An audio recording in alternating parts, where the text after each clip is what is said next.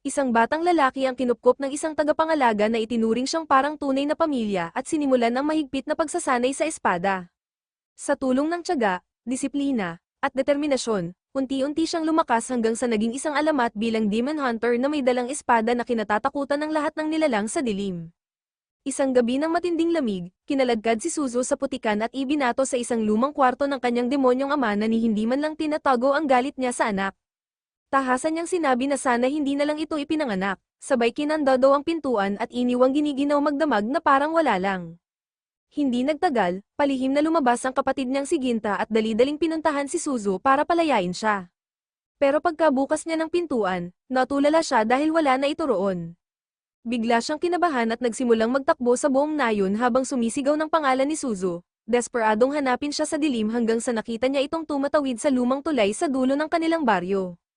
Nilapitan niya ito agad, hingal at halos maiyak, sabay humingi ng tawad sa pagiging duwag, sa hindi paglaban sa kanilang ama, at sa pagiging mahina para ipagtanggol siya, alam niyang anumang pagtatanggol ay siya ring kapahamakan niya.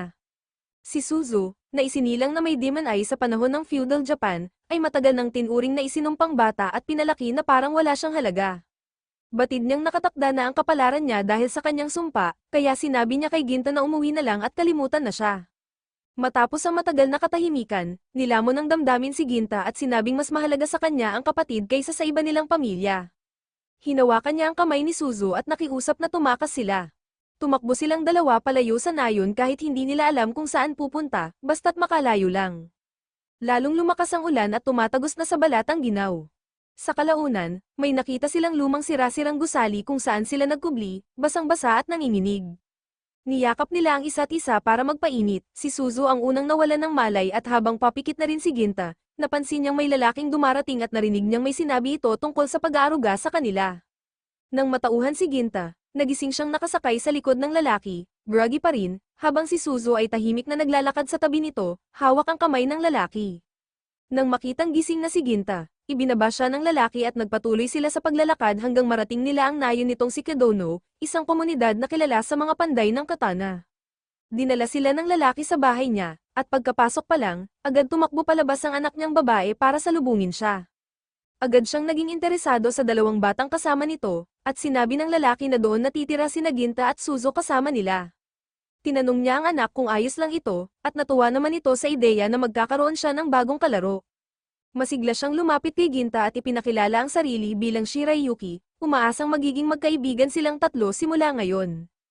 Gabing yun, hindi makatulog si Ginta kaya tinanong siya ni Motoaro kung may bumabagabag sa kanya. Habang nililinis ni Motoaro ang espada niya malapit sa kanya, natanong ni Ginta kung isa ba siyang samurai, pero sagot ng lalaki, hindi siya samurai. Isa raw siyang sentinel, isang tagapangalaga, at trabaho niyang protektahan ang mga taong at lugar na pinakamahalaga. Kinabukasan, nagpunta sina Ginta at Suzu sa ilog kung saan nila nakasabay sina Shirayuki at Cheetos. Habang pauwi na, nabanggit ni Ginta si Yux, ang nanay ni Shirayuki, na tumulong sa kanila ni Suzu para manatili sa nayon. Ipinaliwanag ni Shirayuki na hindi lang basta nanay si Yux, isa siyang shrine maiden ng Itsukim, pinili ng isang makapangyarihang nilalang ng apoy, at tanging ang village chief at ang sentinel nito lang ang pinapayagang makakita sa kanya, at ang sentinel na yun ay walang iba kundi ang asawa niya, si Motoaro. Kinaumagahan, nagsanay si Ginta kasama si Motoaro, pero bilang baguhan sa espada, palagi siyang natutamba at hindi man lang makalapit ng tama. Hindi siya kinakalmahan ni Motoaro, pero pinayuhan siya na kung magpapatuloy siya sa ensayo, makakaya rin niya. Lumipas ang mga taon at naging bagong sentinel si Ginta para sa Shrine Maiden. Sa kasalukuyan, nasa isang pagpupulong siya kasama ang mga opisyal ng nayon at ang maiden mismo na nasa likod ng kurtina gaya ng dati. Nang magsimula ang pulong, pinuri ng maiden si Ginta dahil sa mahusay niyang paghawak sa mga nakaraang banta ng mga demonyo. Mapagpakumbaba namang sagot ni Ginta na ginagawa lang niya ang tungkulin niya. Ang huling demonyo raw na nakaharap niya ay naganyong tao para makalusot papasok sa nayon. May isa sa mga opisyal na tila na alarma, at tinanong siya ng iba kung bakit may demonyo na susubukang pumasok ng palihim. May nagsabi na baka ang Shrine Maiden talaga ang pakay dahil sa isang alamat na kapag kinain daw ng demonyo ang atay ng isang maiden, magkakaroon siya ng immortalidad. Pero maaari rin daw na ang habol ay ang Uray Sword, isang banal na espada na ipinamamana sa mga Shrine Maiden sa loob ng maraming henerasyon at itinuturing na mahalagang artifact. Dagdag pa ng isa, Ang uray ay ginawa ng isa sa pinakadakilang panday sa kasaysayan at may mga usap-usapang may tagong kapangyarihang selyado sa loob nito. Kung totoong ang gusto ito ng mga demonyo, delikado talaga ang magiging lagay ng nayon. Kaya utos ng village chief, manatiling alerto ang lahat. Pero si Kilemasa, tila hindi nababahala, sabi niya, wala namang dapat katakutin dahil pareho naman silang nagbabantay ni Ginta sa Maiden. Pero bigla siyang may paaring at sinabing duda siya kung talagang bagay si Ginta sa trabaho. Nainis si Ginta at mukhang mag-aaway na sana sila, pero maagap silang pinatigil ng village chief at ng Maiden. Natapos ang meeting at nagsialisan ng lahat sa shrine, maliban kay Ginta, dahil tungkulin niyang manatili roon at bantayan ang Shrine Maiden. Pagkakalabas ng lahat, lumabas na rin sa wakas ang Shrine Maiden mula sa kanyang silid at laking gulat ni Ginta nang malamang si Shirayuki pala ito. Agad siyang nainis at tinanong kung anong ginagawa nito at bakit siya nagpapakita ng basta-basta, dapat ay laging nakakubli ang itsura niya. Pero parang wala lang kay Shirayuki, dahil matagal na silang magkakilala ni Ginta at wala siyang nakikitang dahilan para magkunwaring formal sa harap nito. Bigla rin niyang binanggit na nandoon si Suzu, bagay na ikinabigla ni Ginta. Bawal pumasok ang mga tagalabas sa shrine, lalo na ang mga ordinaryong mamamayan tulad ni Suzu, kaya hindi talaga dapat siya naroon. Nang matagpuan nila si Suzu na natutulog malapit, gulat na gulat si Ginta dahil parang hindi man lang tumanda ang itsura niya, para bang hindi siya ginalaw ng panahon. Bigla itong tumayo at masayang niyakap si Ginta. Tuwang-tuwa na makita ulit ang kanyang kuya na halos hindi na niya makasama dahil abala ito sa paglipol ng mga demonyo. Kahit masaya rin si Ginta, hindi niya pinigilan ang sarili at sinermonan si Suzu dahil sa palihim niyang pagpasok sa shrine. Pilit namang ipinaliwanag ni Suzu na hindi naman patas na si Ginta ay pwedeng makita si Shirayuki kahit kailan niya gusto, pero siya hindi. Kahit na may punto siya, sinabi pa rin ni Ginta na may mga patakarang kailangang sundin at pinabalik na niya ito pauwi. Pagkaalis ni Suzu, dumating ang village chief at sinabing kailangan niyang makausap si Shirayuki tungkol sa isang mahalagang bagay. Hiningi niya kay Ginta na iwan muna sila, pero tumanggi si Ginta sa una dahil bilang sentinel, tungkulin niyang hindi lumayo sa Maiden. Kaya si Shirayuki na mismo ang nagsabi kay Ginta na magpahinga muna sa araw na iyon. Matapos ang maikling katahimikan, pumayag na rin si Ginta at umalis. Sa labas naman ng nayon, ilang demonyo ang nagsimulang sundan si Suzu, nahalata nila ang kanyang demon eye at napili siyang susunod na target. Kinagabihan, palihim na lumabas si Shirayuki sa shrine para makipagkita kay Ginta dahil may mabigat siyang kailangang sabihin. Kanina raw sa usapan nila ng chief, sinabi sa kanya na kailangan na niyang maghanda para sa posibilidad na magkaanak, bilang paghahanda kung sakaling may masamang mangyari sa kanya. Dahil sa sunod-sunod na pag-atake ng mga demonyo, hindi ito imposibleng mangyari. Kaya napagdesisyonan na ipapakasal siya kay Kiyomasa, ang anak ng village chief na inaasahang susunod sa posisyon nito balang araw. Nabigla si Ginta sa balita at halatang conflicted siya, pero si Shirayuki rin ay halatang hindi masaya. Sa isang tapat na sandali, inamin ni Shirayuki na mahal niya si Ginta at plano pa sana niya itong yayain na tumakas silang dalawa para magsimula ng panibagong buhay. Pero alam niyang hindi ito papayag, dahil si Ginta ay nanumpa bilang tagapangalaga ng nayon at inilaan ng maraming taon ng matinding pagsasanay para maprotektahan ito. Si Shirayuki rin ay nanumpa nang tanggapin niya ang pagiging Shrine Maiden. Kaya kung tataka sila ngayon, para na nilang binastos lahat ng sakripisyo at paninindigan na pinaghirapan nila. Lumipas pa ang ilang araw at muling ipinatawag si Ginta sa isa pang mahalagang pagpupulong. Sa pagkakataong ito, ipinatawag si Ginta para magulat tungkol sa isang demonyong namataan sa kagubatan. Walang pag-aalinlangan siyang inatasang tapusin ito at agad siyang naghanda para umalis. Pero bago pa man siya makalakad palabas, hinarang siya ni Kiyomasa at tinanong kung narinig na ba niya ang balita na si Shirayuki ay ipapakasal sa kanya. Hindi raw niya maintindihan kung bakit parang wala lang kay Ginta ang lahat, na para bang hindi siya apektado.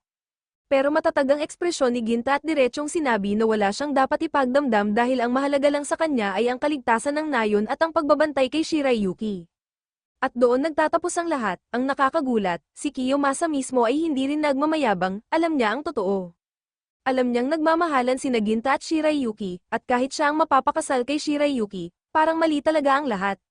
Pero si Ginta ay buo na ang pasya, wala na siyang ibang sinabi at tuloy-tuloy na siyang umalis palabas ng nayon papunta sa kanyang misyon. Sa gitna ng kagubatan, hindi nagtagal at nagpakita ang demonyo, isang dambuhalang nilalang na agad siyang sinugod. Pero bago magsimula ang laban, tinanong muna ni Ginta kung nag-iisa lang ba ito, dahil ayon sa ulat, dalawa dapat sila. Ngumiti ang demonyo na si Duva at sinabing may iba raw kailangang asikasuhin ng kasama niya, sa mismong nayon. Hindi magandang balita ito, Pero wala nang magagawa si Ginta kundi harapin muna ang nasa harap niya. Sumugod siya at isang malupit na hiwa ang pinakawalan niya, tinaga ang braso ng demonyo. Pero imbes na mapasigaw sa sakit, umurong lang si Duva at natawa. Pinulot lang nito ang naputol niyang braso na parang wala lang at sinabing bilib siya kay Ginta, dahil kakaunti lang ang nakakatama sa kanya ng ganon. Samantala, sa mismong nayon, hinarap ni Suzu ang pangalawang demonyo, si Tumi. Natigilan si Suzu sa takot, pero ngumiti lang si Tumi at sinabing wala siyang dapat ikatakot dahil isa rin siyang demonyo, kagaya niya. Agad itong itinanggi ni Suzu at hindi niya kayang paniwalaan. Pero kita ni Tumi ang totoo, na ang matinding pagmamahal ni Suzu kay Ginta ang pumipigil sa kanyang yakapin ang tunay niyang anyo bilang demonyo. Isang ideyang ironic pero nakakainis kay Tumi, na dahil sa labis na pagmamalasakit ni Ginta, hindi lubos na nabubuo ang pagiging demonyo ni Suzu. Mahal na mahal ni Suzu si Ginta, kaya nang marinig niya ito mula kay Tumi, tila unti-unting kumalma ang damdamin niya. Nagsimulang hamina ang takot at doon nagbukas ng alok si Tumi. Hinikayat siyang gamitin ang kapangyarihan niya at tumulong, sabay pangakong hindi niya ito sasaktan. At dahil kilala ang mga demonyo sa hindi pagsisinungaling, sinabi ni Tumi na pwede siyang pagkatiwalaan. Pero umiling si Suzu, dahil alam niyang kahit totoo ang sinasabi ni Tumi, posibleng mauwi ito sa pagkasaktan ni Ginta, isang bagay na hindi niya kayang isugal. Napakunot ang noo ni Tumi pero hindi siya sumuko, sa halip, binago niya ang diskarte at ipinakita kay Suzu ang isang pangitain. Sa pangitain, nakita ni Suzu si Shirayuki na nag-aalis ng suot at naghahanda na gawin ang bawal sa loob mismo ng shrine, at ang, eksaktong, tanawing yun ay nagpapakulo sa sikmura ni Suzu. Hindi dahil sa ginagawa ni Shirayuki, kundi dahil hindi si Ginta ang kasama niya sa sandaling iyon. Yun talaga ang tumarak sa puso niya, nang inig siya sa nakita at agad humarap kay Tumi, tinanong kung totoo ba ang vision na yun. Ipinaliwanag ni Tumi na ang kakayahan niya ay ang makasilip sa hinaharap at ipasa ang mga pangitaing iyon sa isipan ng ibang tao, at yun mismo ang naranasan ni Suzu. Pero kung hindi pa rin siya kumbinsido, handa raw si Tumi na isama siya mismo sa shrine para makita niya ng harapan ang buong nangyayari. Samantala, sa gitna ng kagubatan, patuloy pa rin ang laban ni Ginta at Duva. Bago sila muling magsalpukan, huminto si Ginta at tinanong kung bakit nga ba umatake ang mga demonyo sa mga tao. Sagot ni Duva, bawat demonyo raw ay may kanya-kanyang layunin, at ang kanya ay ang pigilan si Ginta. Bilang isang nilalang na may kapangyarihang sumanib, kaya ni Duva nakainin ang iba pang demonyo para makuha ang kakayahan ng mga ito at baguhin pa ang anyo ng sarili niyang katawan. Pero wala nang oras para sa kwentuhan, kaya sumugod si Ginta, determinado na tapusin ang laban sa isang matinding atake. Pero sa mismong paglapit niya, winasak ni Duva ang kanyang braso. Nang sumubok siyang salagayin ang leeg nito, kinagat ng demonyo ang espada niya at pinaira-piraso ito sa isang iglap. Dapat ay tapos na ang laban at dapat ay patay na si Ginta, pero sa huling segundo, nakakuha siya ng piraso ng sirang espada at buong lakas niya itong isinaksak sa puso ni Duva. Sa isang nakakagulat na pag-ikot ng pangyayari, tinanggap ni Duva ang pagkatalo at may kakaibang ngiti ng kasiyahan sa mukha habang isiniwalat na ang kasamahan niyang demonyo ay may kakayahang makasilip 170 taon sa hinaharap. At ayon sa pangitain, ang pinakamakapangyarihang demonyo sa lahat ay naroroon, isang revelasyong nagbigay kay Ginta ng hinala na baka si Suzu ang tinutukoy. Pero bago pa siya makakilos, sinabi ni Duva na may huling regalo pa siya. Biglang gumalaw ang naputol nitong braso, hinawakan ang ulo ni Ginta, at pinisil ito ng mahigpit hanggang mawalan siya ng malay. Sa shrine naman, nasa ibabaw na ni Shirayuki si Kiyomasa, handang tapusin ang dapat gawin, buntisin siya at tiyaking magkakaroon ng tagapagmana. Sa pagkakaalis ni Ginta para sa misyon, ito na ang perpektong oras. Kung nandoon man si Ginta, marahil ay wala siyang magagawa kundi makinig sa mga ungol ni Shirayuki mula sa labas ng shrine, isang masakit na katotohanan na kahit si Kiyomasa ay tila may konsensya pang nararamdaman. Pero bago pa may mangyaring masama, biglang napunit ang kurtina at dumating si Tumi, hawak-hawak si Suzu para ipakita ang aktwal na nangyayari. At ang, eksaktong, tanawing yun ang tuluyang nagwasak sa kalooban ni Suzu. Sa kabilang banda, nagising si Ginta sa gitna ng gubat at laking gulat niya na parang ayos na ulit ang kanyang braso, na parabang walang nangyaring sugat. Pero wala nang panahon para mag-isip, kung nakapasok na nga si Tumi sa nayon, nangangahulugan yun na nasa panganib na si Suzu. Habang tumatakbo si Ginta pabalik sa nayon ng buong bilis, si Suzu naman ay parang tulala, hindi pa rin makapaniwala sa lahat ng nakita niya, masakit na ngang panoorin si Shirayuki at Ginta na nagmamahalan, pero tiniis niya ang lahat para sa kaligayahan ni Ginta. Pinili niyang manatiling bata, hindi tumanda, para hindi maging pabigat sa kanilang relasyon. Pero ngayon, nalaman niyang si Shirayuki ay ikakasal na sa iba. At yun na ang huling basag sa puso niya, hindi niya matanggap na basta nalang isusuko ni Shirayuki si Ginta. At sa ilang pangungusap ni Tumi, tuluyang nawasak ang isip ni Suzu at nagdesisyon siyang kailangang mamatay si Shirayuki. Biglang sumabog ang daman at power niya, napuno ng itim na usok ang buong kwarto, at sa ilang segundo lang, nagmature ang katawan ni Suzu sa adult form niya. Kinuha ni Kiyomasa ang legendary sword at umatake, pero bago pa siya makaswing, sinapak siya ni Tumi at nawalan ng malay. Hinayla niya ito palabas dahil may iba siyang plano para sa kanya. Naiwan ngayon si Shirayuki na mag-isa harap-harapan kay Suzu. Di nagtagal, dumating si Ginta sa shrine at natuwa pa nung nakita niyang buhay pa si Shirayuki, pero napalitan agad ng takot ang saya niya nang sa harap niya mismo, pinugutan ni Suzu ng ulo si Shirayuki. Tumahimik si Ginta sa gulat habang hawak ni Suzu ang ulo ni Shirayuki na parang wala lang. Nang tanungin niya kung bakit, ipinaliwanag ni Suzu ang tungkol sa kasal, sa pagkakanulo, at kung gaano ito ka-unfair. Pero para kay Ginta, wala na siyang pake, alam na niya ang lahat, at kahit hindi pa niya alam, hindi pa rin sapat na rason ang pumatay. Doon niya na-realize na ang Suzu na kilala at minahal niya noon ay wala na. At ngayong patay na si Shirayuki, wala na siyang natitirang mahal, kundi paghihiganti na lang. Habang lumalaban ang emosyon sa loob niya, unti-unting nag-memerge sa katawan ni Ginta ang isang demonic arm, binabago ang anyo niya sa isang nilalang na ibang-iba na. Ang mata niya ay puno ng puot at wala ng kahit anong lungkot. At nung tiningnan niya si Suzu, wala ng pagmamahal kundi puro pagkasuklem. Naiintindihan ni Suzu kung bakit lahat ng ginawa niya ay para mapasaya si Ginta. Pero kita niya sa mga mata nito na tapos na ang lahat. Kaya nagdesisyon siyang tapusin na rin ito, kung tatalikuran siya ni Ginta, papatayin na rin niya ito. Sinaksak niya si Ginta sa tiyan, pero walang nangyari, hindi man lang ito kumurap. Sa susunod na segundo, sinuntok siya ni Ginta at tinagos ang dibdib niya. Bumagsak si Suzu, duguan at naghihingalo, pero buhay pa.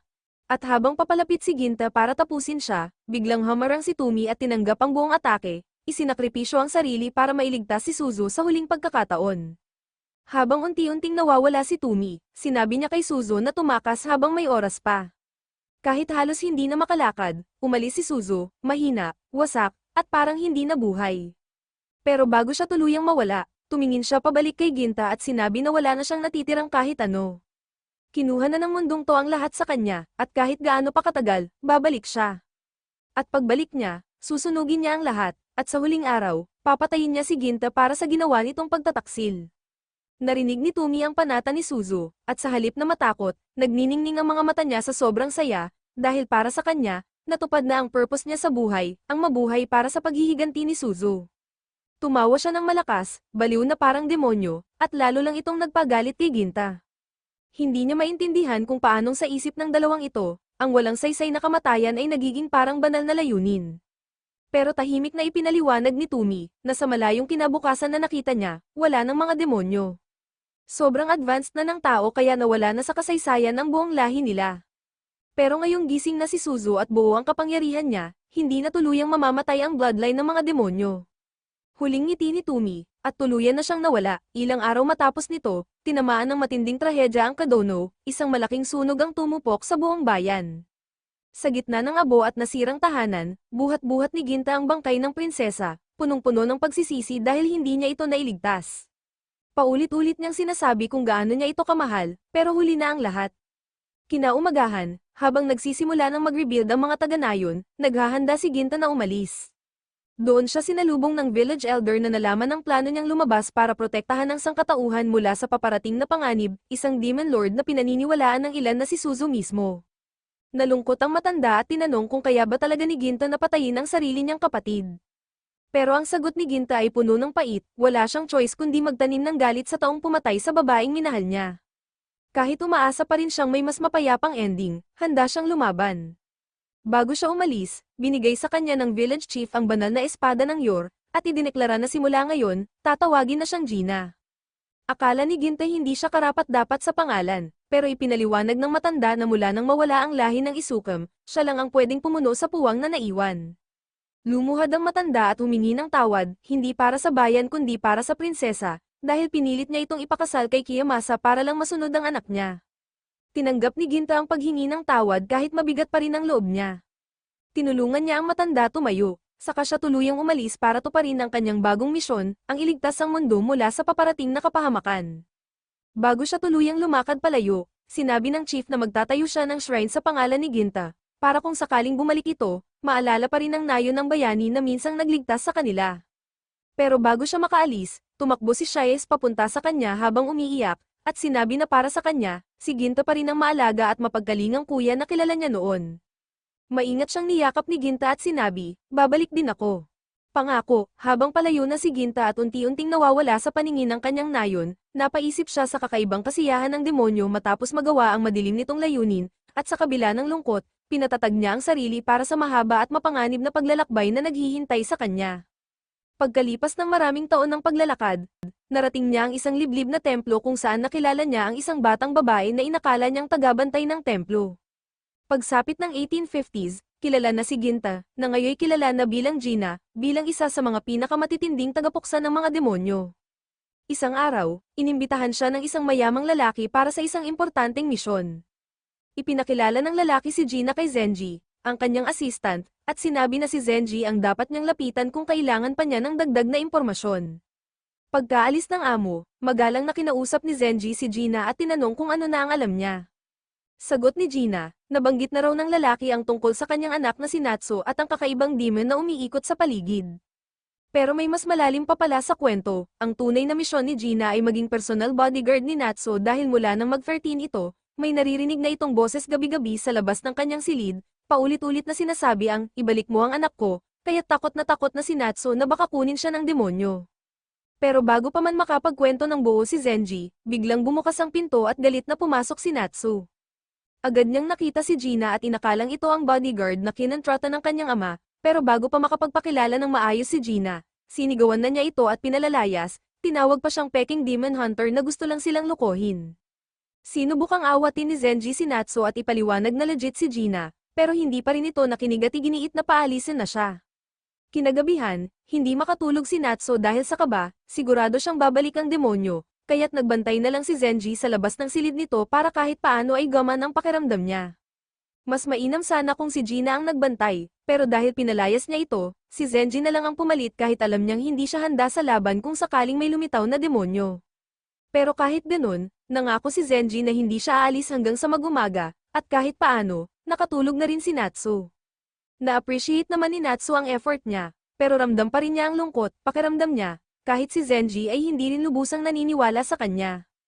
Ang tatay niya, mas lalo, kasi kung talagang naniwala ito, bakit kumuha pa ng kung sinong samurai na palaboy na hindi nila kilala? Inamin ni Zenji na hindi rin niya alam kung naniniwala nga ba talaga ang ama ni Natsu sa mga demonyo, pero isang bagay lang ang sigurado niya, mahal na mahal nito si Natsu, at gusto niya lang itong maprotektahan, kahit hindi sila tunay na magkadugo. Right then, narinig ulit ni Natsu yung nakakakilabot na boses na yun, at halos maihina siya sa takot. Napapraning siya at nakiusap kay Zenji na gumawa ng kahit ano para tulungan siya. Pero pagtingin ni Zenji sa demonyo, pareho rin siyang natulala sa takot. Sabi niya kay Natsu na manatili lang sa loob ng kwarto at i-lock ito habang sinusubukan niyang harapin ang halimaw, kahit wala talaga siyang ideya kung paano lalaban sa ganitong klaseng nilalang. Habang palapit ng palapit ang demonyo, naghanda na si Zenji sa pinakamasama.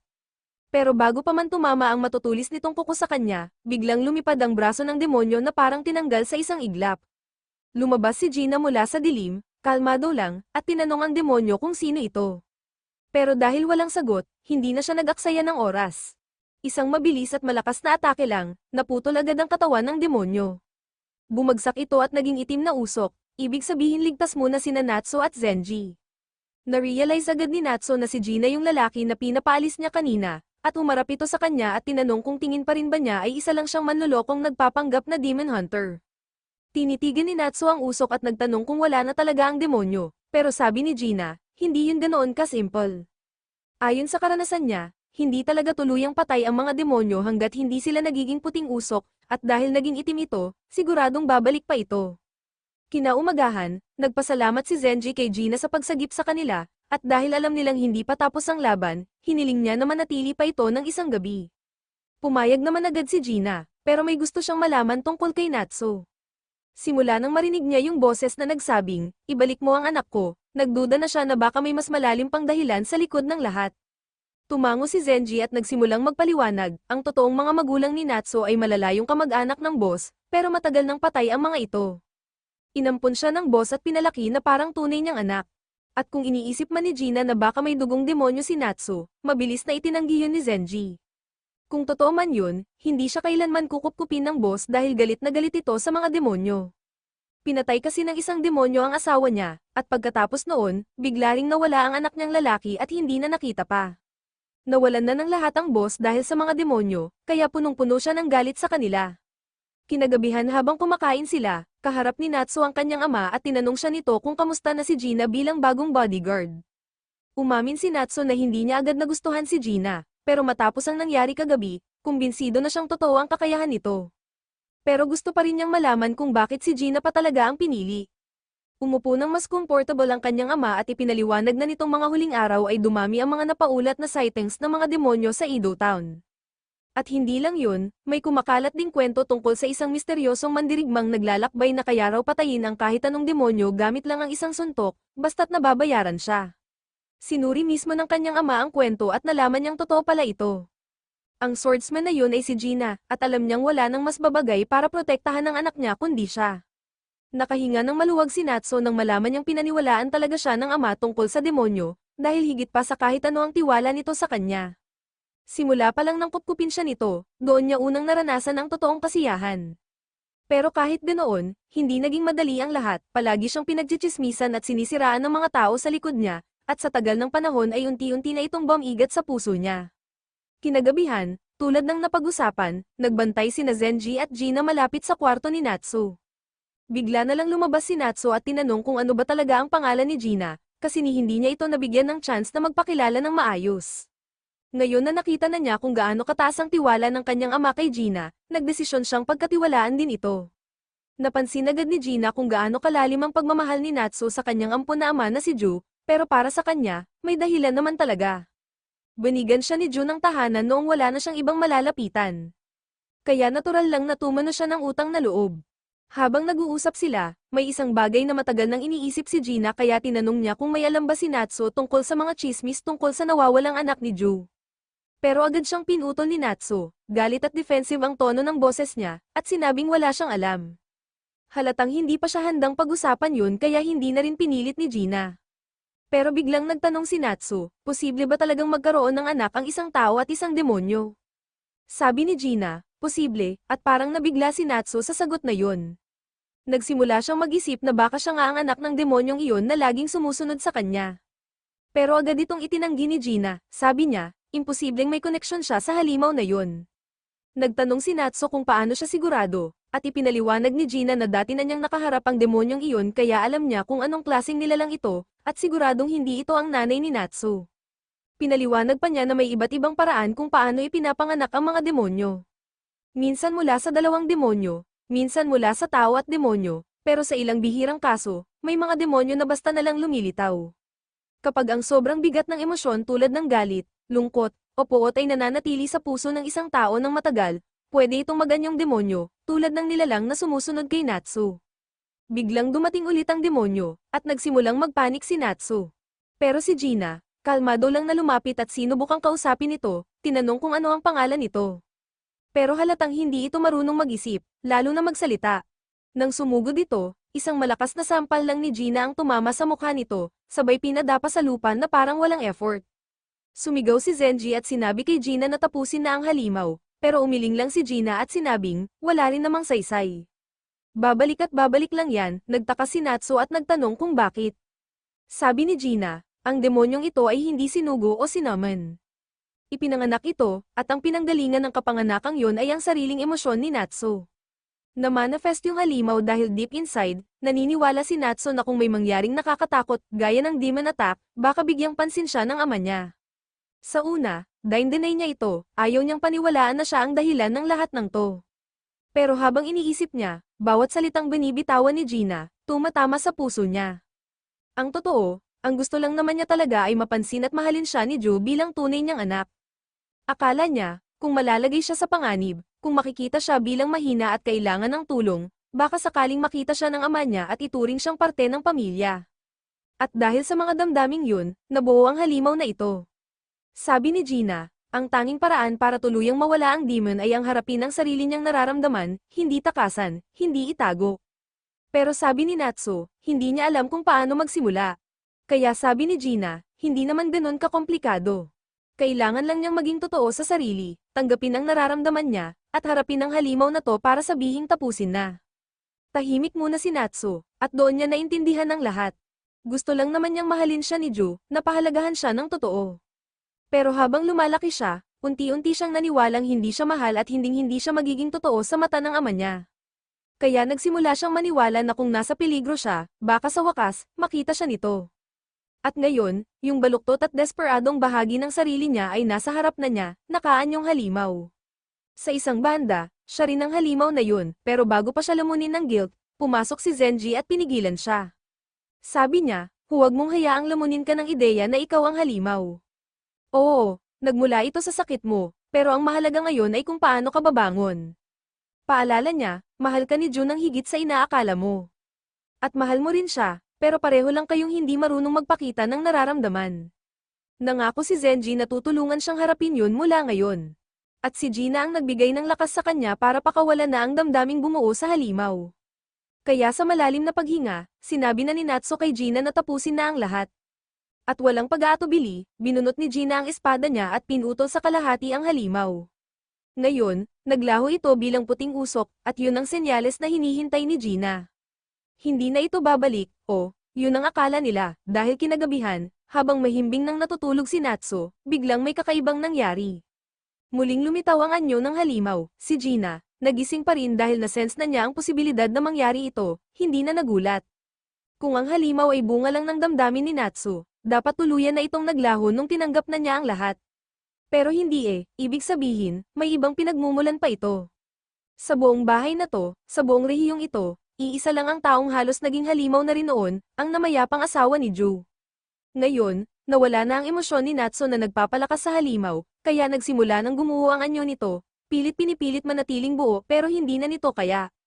Pero habang umiiyak ang halimaw, ang tinatawag niya ay hindi si Nato, kundi si Suzu. Doon na nag-click lahat, si Gina, na akala natin ay isang simpleng wandering swordsman lang, ay ang nawawalang anak ni Ju. At ang halimaw na to, siya pala si Suzu, ang nanay ni na Jinga at Nato. Ang masakit pa, si Jinga halos wala na siyang maalala sa nanay niya nung buhay pa ito, pero kahit ganun, sobrang sakit pa rin para sa kanya na makita kung ano ang kinahinatnan nito. Wala na siyang ibang magagawa kundi palayain siya, para sa wakas ay makamit niya ang kapayapaang hindi niya nahanap habang nabubuhay. Kinaumagahan, naghahanda ng umalis si Gina, habang papalayo siya, sina Zenji at Natsu ay lumapit para magpasalamat sa huling pagkakataon. Pero sabi ni Gina, bayad na siya, at sa totoo lang, kailangan din niya talagang gawin ito. Nagtilt pa ng ulo si Natsu, litong-lito, kaya ipinaliwanag ni Gina na kapag tumatanda ka, nagkakaroon ka ng perspective. Dati akala niya, ang pagtakbo kasama si Suzu ay tama. Baka nga tama, baka rin hindi, pero ngayon lang niya naiisip kung paano naapektuhan ng desisyon niya ang mga taong naiwan niya. Hindi pa rin masyado gets ni Natsu, kaya ngumiti na lang si Gina at sinabing huwag na huwag niyang baliwalain ang kabutihan ng tatay niya. Pagkatapos nun, tumalikod na siya at tuloy-tuloy na umalis. Ilang sandali lang, lumabas na rin si Ju, tinanong siya ni Zenji kung bakit hindi siya nagpakita para magpaalam, pero nag-shrug lang si Ju at sinabing alam na niyang kakayanin ni Gina ang lahat. Nagtaka si Zenji kung bakit ganun kalaki ang tiwala niya sa isang taong halos di niya kilala, pero simpleng sagot lang ni Ju, natural lang sa isang ama ang maniwala sa anak niya. Hindi pa rin nila alam na anak ni Ju si Gina, at ayaw na rin niyang ipaliwanag. Pagkatapos nun, inutusan niya si Zenji na bumalik na sa trabaho bago pa siya ma-demote. Ayaw nang sumuwi ni Zenji kaya dali-daling umalis. Naiwan si Ju na mag-isa, pero bago siya makapasok ulit, tinawag siya ni Natsu. Nagtanong siya kung may pwede siyang gawin para tumulong sa estate. Tinaasan siya ng kilay ni Ju at tinanong kung bakit bigla siyang nag-aalok. Sagot ni Natsu, sinabi daw ni Gina na dapat niyang subukang suklian ang kabaitan ng tatay niya. Napangiti si Ju, isang bihirang ngiti na nagpapakita ng tunay na tuwa. Ang ibig sabihin nito, para sa kanya, mahalaga na si Gina ay patuloy pa ring may respeto sa kanya. Pero mahinahon niyang sinabi kay Natsu na wala siyang utang dahil ang pinakamagandang regalo ng anak sa magulang ay ang mabuhay ng masaya. Pumasok na siya sa loob habang naiwan si Natsu na sobrang saya sa mga sinabi ng tatay niya. Pero gusto pa rin niyang tumulong kaya sumunod siya. Tapos biglang tumalon ng kwento sa taong 1853, kung saan makikita natin si Gina na kalmado lang habang naghihintay ng kanyang soba sa isang tahimik na noodle shop. Inabot ng anak ng may-ari ang bowl niya ng maingat, at napangiti ang tatay dahil halatang proud siya na sa wakas ay natututo na ang anak niyang maglingkod sa mga customer. Habang kumakain si Jinga, sinimulan siyang kausapin ng may-ari ng shop at sinabi nitong may kumakalat daw na nakakatakot na chismis, may serial killer daw na gumagala sa kalsada. Medyo kabado niyang tinignan ng anak niya at inamin na nagsisimula na siyang kabahan. Napabuntong hininga siya at nasabi na sana naman daw magkaayos na ang emperor. Pero agad siyang pinagsabihan ni Jinga na maghinay-hinay sa pagsasalita. Natawa na lang ang may-ari, medyo awkward, at sinabing ayaw naman niyang masunog ang tindahan nila, lalo't kaka-10 araw pa lang ito mula nung magbukas. Inamin niyang mura lang niya nakuha ang pwesto dahil binili lang niya ito mula sa dating may-ari, pero ngayon napapaisip siya kung bakit si Jinga ay pumupunta roon mag-isa araw-araw ng 5 sunod-sunod na araw, kahit laging wala namang tao. Sita sa kanya ng anak niyang babae, baka matakot daw ang nag-iisang customer nila. Pero winagayway lang ito ng ama at sinabing nagchichikahan lang naman sila. Tinanong ni Benny si Jinga kung kamusta ang lasa ng soba. Diretsyong sagot ni Jinga, okay lang, hindi masama, medyo plain lang. Natawa ang may-ari at umamin na hindi talaga siya mahusay magluto, ginagawa lang niya ito kasi mahal niya ang soba. Di napigil ang tanungin ni Jinga kung bakit siya nagbukas ng shop kung ganun, at ang sagot lang ng lalaki ay, may mga dahilan ako. Nang matapos na kumain si Jinga at magbayad ng bill, napansin ng may-ari na parang maayos naman ang kita niya para sa isang ronin. Nag-shrug lang si Jinga at sinabing kumikita siya sa pagpatay ng mga demonyo. Tumawa ang may-ari, akala niya nagbibiro si Jinga, pero hindi na sumagot si Jinga at tahimik na tumungo sa pinto. Bago siya makalabas, pinigilan siya ng may-ari at binanggit ang isang bagay na medyo kakaiba, ayon daw sa mga kwento, yung slasher na tinutukoy nila ay hindi gumagamit ng espada. Lahat ng bangkay na nakita so far ay wasak at pira-piraso, parang nilapa.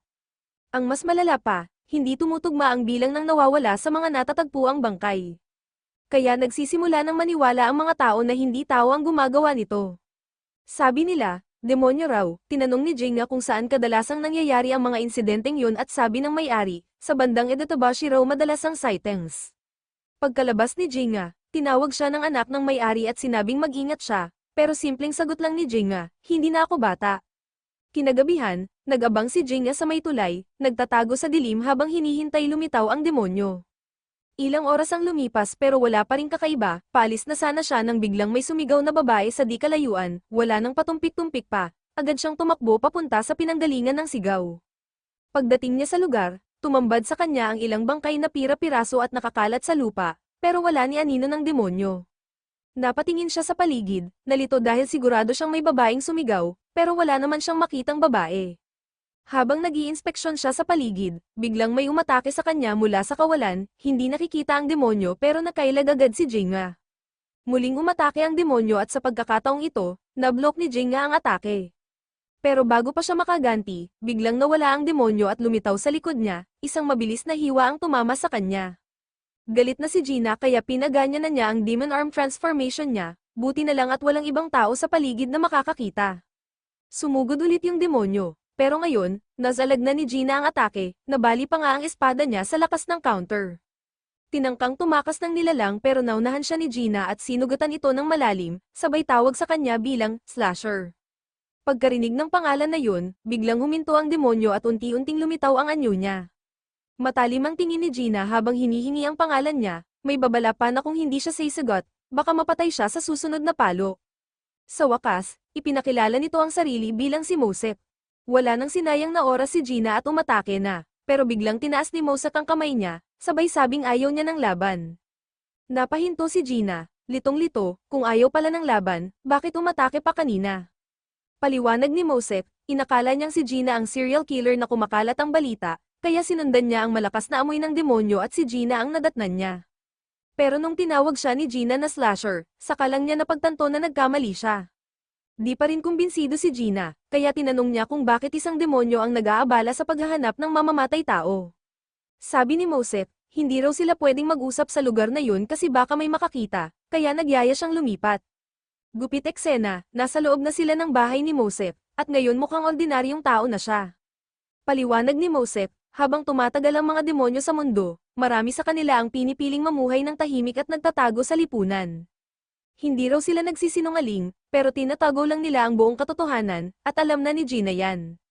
Nilagyan ni Mosek ng murang alak ang baso nila at sinabing hindi ito lason. Pero sagot ni Gina, kahit palason yan, wala rin namang epekto sa kanya. Habang umiinom sila, sinabi ni Mosek na isa lang siyang simpleng residente sa isang moduming iskinita, pero alam ni Gina na hindi siya basta-bastang nilalang. Si Mosek ay isang rare type na demon na kayang mag-erase ng presence niya sa mundo. Ang abilidad niya ay tinatawag na invisibility. Isa siya sa tinatawag na superior demons, mga demonyong nabubuhay na ng higit isang siglo. Nagulat si Gina kasi inaasahan niyang malakas dapat ang ganong katanda, pero sabi ni Mosek, ang pagiging superior demon ay hindi tungkol sa lakas kundi sa awakened abilities nila. Inamin pa nga niya na mas mahina at mabagal pa siya kaysa sa ordinaryong demonyo. Unti-unti, naramdaman ni Gina na hindi si Mosek ang tunay na mamamatay tao, at ganon din ang pakiramdam ni Mosek kay Gina.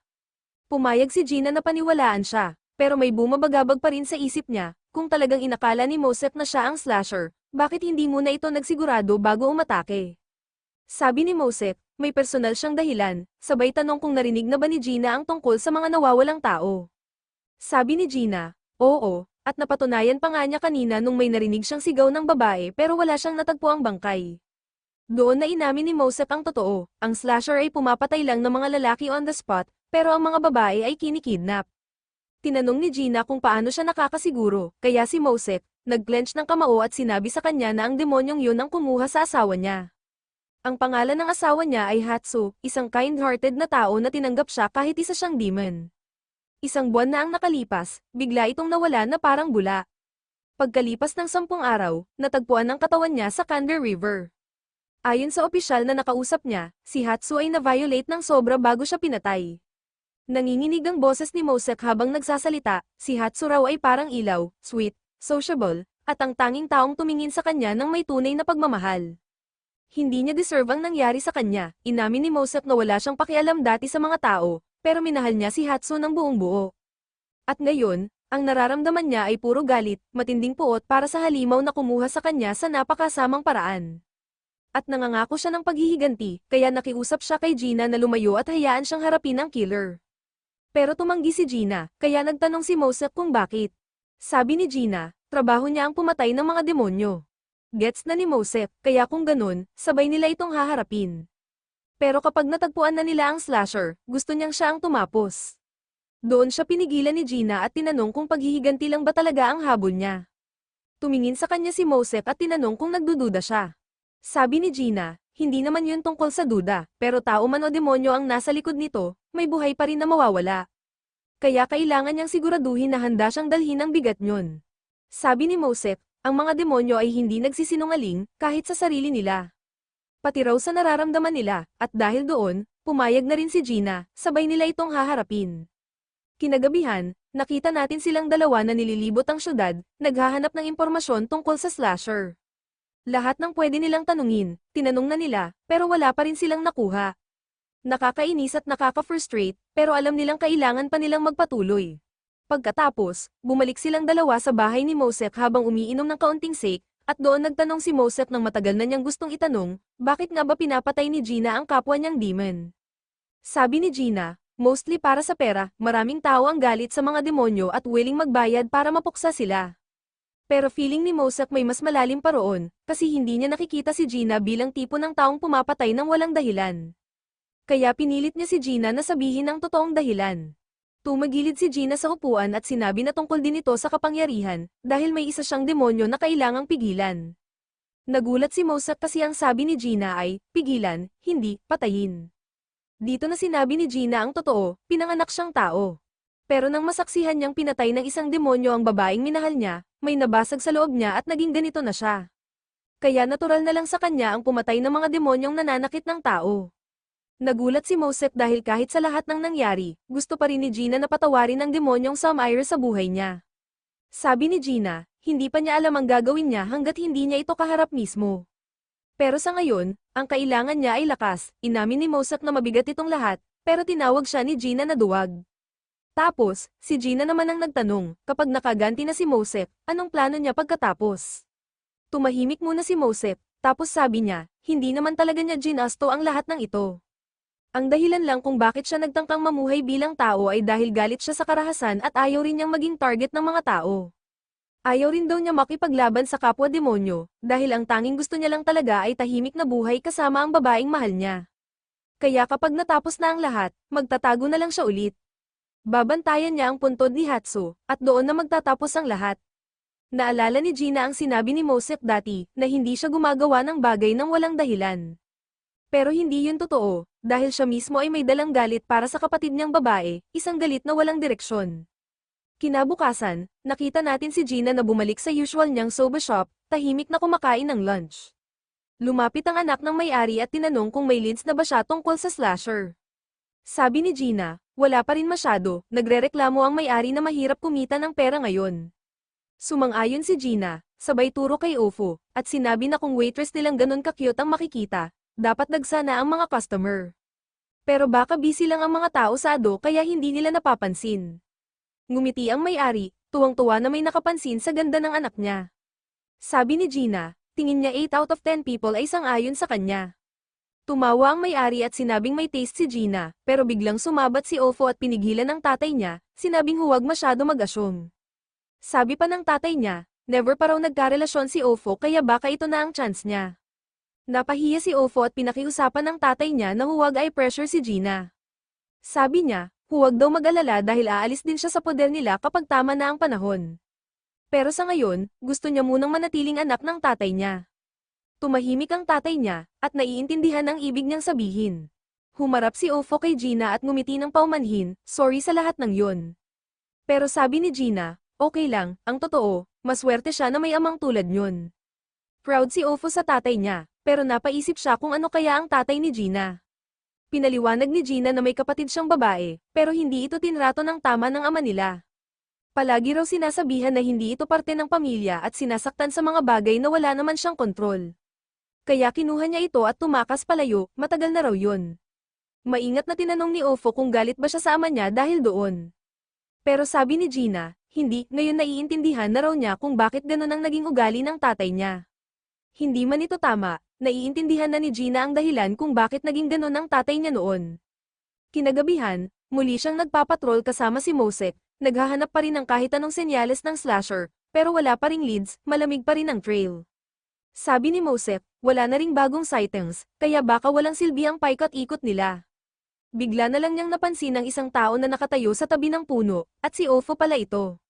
Sabi ni Gina, anak siya ng may-ari ng soba shop na palagi niyang pinupuntahan, at mahina lang na sinabi ni Mosek na delikado para sa kanya na mag-isa sa ganitong oras.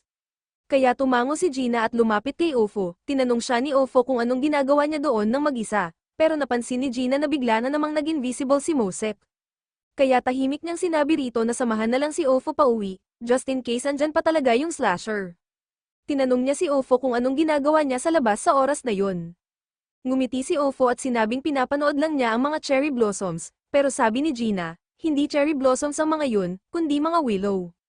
Tumawa ng kaunti si Ofo at sinabi na snow willows ang tawag doon, hindi totoong willow at hindi rin totoong cherry blossom, pero parehong may resemblance. Parang nasa gitna sila ng dalawang bagay, both and neither at the same time. Tiningnan ito ni Gina at nasabi niyang parang nakakaawa naman ang halaman na yun, pero hindi pumayag si Ofo. Sabi niya, maganda ang mga ito, kahit hindi perfect ang identity nila, taon-taon pa rin silang namumulaklak. Hindi man niya alam kung anong nararamdaman ng halaman, pero kung talagang empty o malungkot ito, edi sana hindi na ito namumulaklak pa. Kaya para sa kanya, hindi ito dapat kawan dahil patuloy pa rin itong namumuhay kahit anong label ang ibigay ng iba. Napatingin ulit si Gina sa bulaklak at na-realize niyang tama si Ofo, yun ang paraan ng pamumuhay nito. Sinabihan niya si Ofo na bumalik na sila kasi baka nag-aalala na ang tatay nito, at tumango ito. Habang naglalakad sila pauwi, sinabi ni Ofo na dapat mag-relax din minsan si Gina. Tinanong niya kung mukha ba talaga siyang tense, at sinabing oo, may broody vibes siya, palagi siyang seryoso at parang laging may dinadala. Aminado si Gina na baka totoo nga yun, kasi para sa kanya, iisa lang ang dahilan ng buhay niya, at yun ang purpose na kailangan niyang tuparin. Hindi alam ni Ofo kung ano talaga yung purpose na yun, pero sabi niya, sana mag-slow down din si Gina paminsan-minsan. Kasi kung puro habol lang sa isang goal ang buhay, parang ang lungkot nun. Pero para kay Gina, yun lang ang meron siya, kaya diretsahan niyang sinabi na kahit gusto man niya, hindi niya kayang sundin ang advice ni Ofo. Maya-maya lang, napansin ni Ofo ang ilang bulaklak sa gilid ng daan at huminto para tingnan ito, sabay sabi na ang tawag sa kanila ay winter daffodils.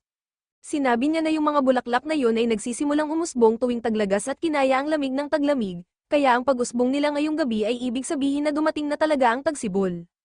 Pagkatapos nito, itinuro niya ang isa pang kumpol ng bulaklak, at habang sinusubukan niyang sabihin kung anong klaseng halaman yun, sinabi agad ni Gina na chickweed yan, at dagdag pa niya, kapag pinakuluan ng tangkay nito, maganda raw itong gamot sa tiyan, lalo na sa bayan nila noon kung saan laging inaabuso ng kababata niyang matako sa matatamis ang sikmura niya. Natawa si Ofo at sinabing mukhang masaya ang babaeng yun, at inamin ni Gina na oo, palagi siyang sumusunod sa agos ng batang yun noon, at sa narinig niya, napaisip si Ofo na baka mas malalim pa ang istorya ni Gina kaysa sa pinapakita niya. Nag-e-enjoy siya sa soba, humihinto siya para humanga sa mga bulaklak, at may mga alaala siyang iniingatan mula sa nakaraan, kaya malinaw na hindi lang siya basta taong may isang layunin lang sa buhay. Mahinahon siyang sinabihan ni Ofo na baka masyado siyang nakafocus sa goal niya kaya hindi na niya napapansin ang ganda ng paligid, kaya hiniling niyang mag-slow down si Gina paminsan-minsan, para lang maramdaman niya kung nasaan siya ngayon. Dahil kapag ginawa niya yun, sigurado raw siyang may makikita si Gina na hindi pa niya napapansin noon. Di nagtagal, nakarating na sila sa bahay niya at napansin nilang bukas pa rin ang ilaw, ibig sabihin gising pa ang tatay niya, at alam ni Gina na hinintay pa siya. Nagpasalamat si Ofo sa paghatid niya. At bago siya tuluyang umalis, tinanong siya ni Gina kung pwede ba siyang turuan pa tungkol sa mga bulaklak next time, sana naman sa araw na, sabay ngiti ni Ofo at pumayag. Pagkapasok ni Ofo, biglang lumitaw si Mosek mula sa pagiging invisible at nagkomento na mukhang mabait si Ofo, kaya halos mapatalon si Gina sa gulat nang malaman niyang sinusundan pala siya ng partner niya buong time.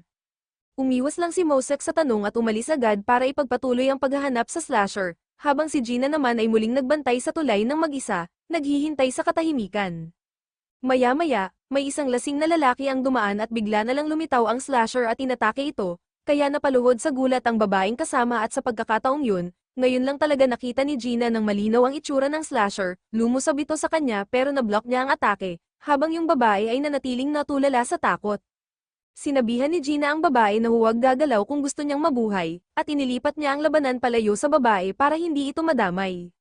Pero biglang nakita ng slasher ang isang opening at tinangkang umiwas para balikan ng babae, pero sa tamang oras ay dumating si Mosek at hinayla ang babae palayo sa panganib habang si Gina naman ay sumabay ng counter-attack. Nang maramdaman ng slasher na dehado na siya, bigla itong tumalon sa ere at tumakas. Pagkatapos ng engkwentro, humingi ng tawad si Gina kay Mosek dahil nakatakas yung halimaw, pero sinabi lang ni Mosek na mas malakas pala ito kaysa inakala niya, pero hindi siya susuko at susundan pa rin niya ito para malaman kung saan ito nagtatago.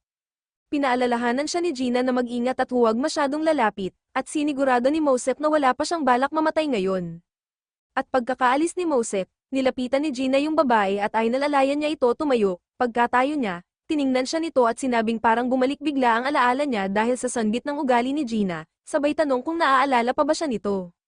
Pagtingin ni Gina ng mas maigi sa babae, na-realize niyang si Natsu pala yun. Masaya si Natsu na naalala pa rin siya ni Gina, at napansin naman ni Gina kung gaano na siya nagbago. 3 taon na rin ang lumipas, kaya nagulat si Natsu na parang hindi tumanda si Gina kahit kaunti. Nagbiro si Gina na immune daw siya sa pagtanda, kaya natawa na lang si Natsu at inakalang nagjo-joke lang siya. Tinanong ni Gina kung anong ginagawa niya sa ganitong oras, at sinabi naman ni Natsu na pauwi na siya galing sa pag-deliver sa isa sa mga suki nilang customer. Muling napansin ni Gina na iba na talaga ang aura ni Natsu ngayon, mas natural na ang kanyang ngiti. Sagot ni Natsu, ebidensya lang daw iyon na hindi na siya bata. Sakto namang dumating si Zenji at tinukso siya na hindi pa rin naman siya ganap na adult, kaya na-shock si Natsu. Napansin ni Zenji si Gina at agad itong nag-assume na baka may romantic na namamagitan sa kanila. Agad namang itinanggi ni Gina at sinabi niyang si Natsu ay inatake lang ng serial killer.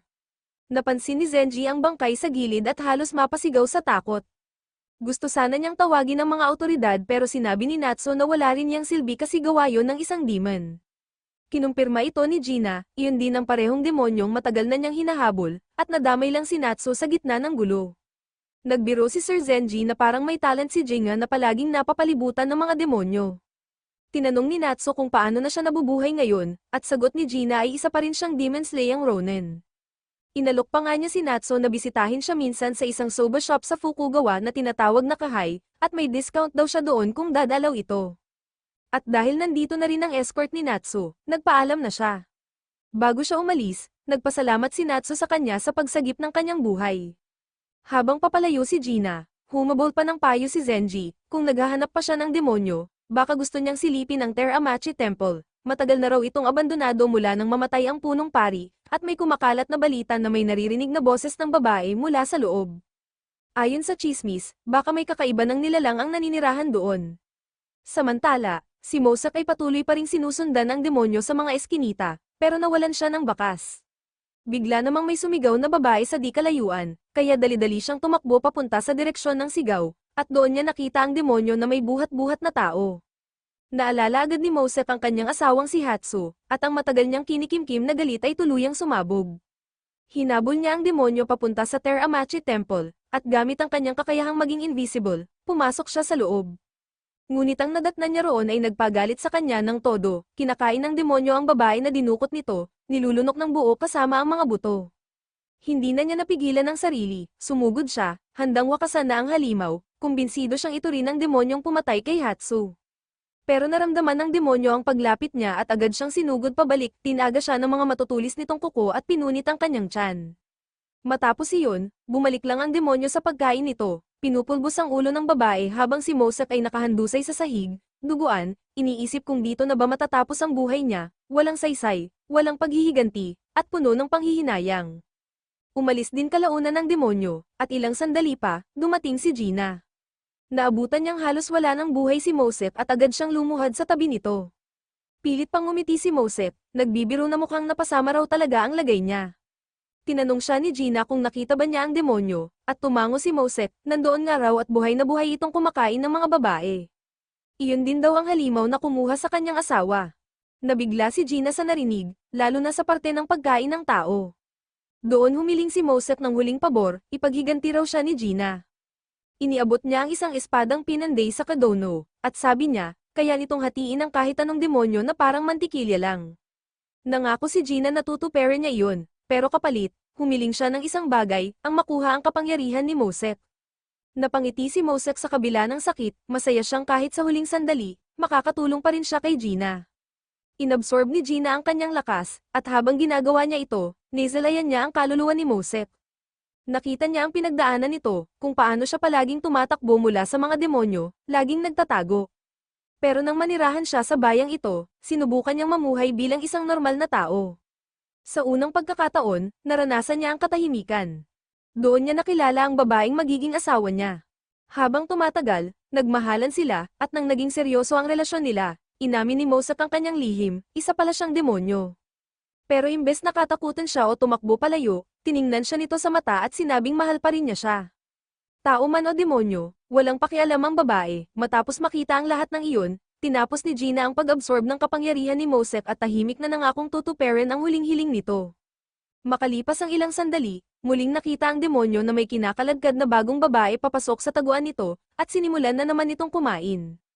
Habang patuloy na nilalapan ng demonyo ang babae, bigla itong napapaisip at bumalik sa alaala ng araw kung kailan ito unang naging mulat sa sarili. Simula pa lang, isinilang na ito sa anyong karumal-dumal na demonyo. At mula sa umpisa, taglay na nito ang isang matinding instinct, ang pumatay ng mga lalaki. Iyon lang ang naiintindihan niya noon, ang pagpatay ay tila natural sa kanya. Simula noon, para na siyang may hinahanap, hindi nito alam kung sino o ano ang hinahanap niya, basta alam lang niya na kailangan niyang makauwi. Pero saan nga ba ang uwi, ni hindi niya alam, ang tanging malinaw lang sa kanya ay hindi siya makakabalik hanggat nasa ganitong anyo siya.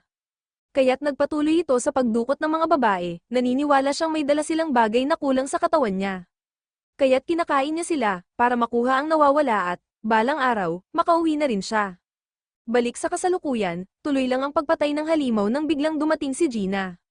Nagulat siya na naglakas loob pa itong bumalik sa lugar na ito matapos mabulgar ang taguan nito.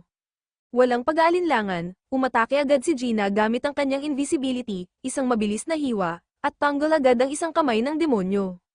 Gumanti ito ng atake, pero naiwasan ni Gina ang bawat galaw, palaging isang hakbang ang layo.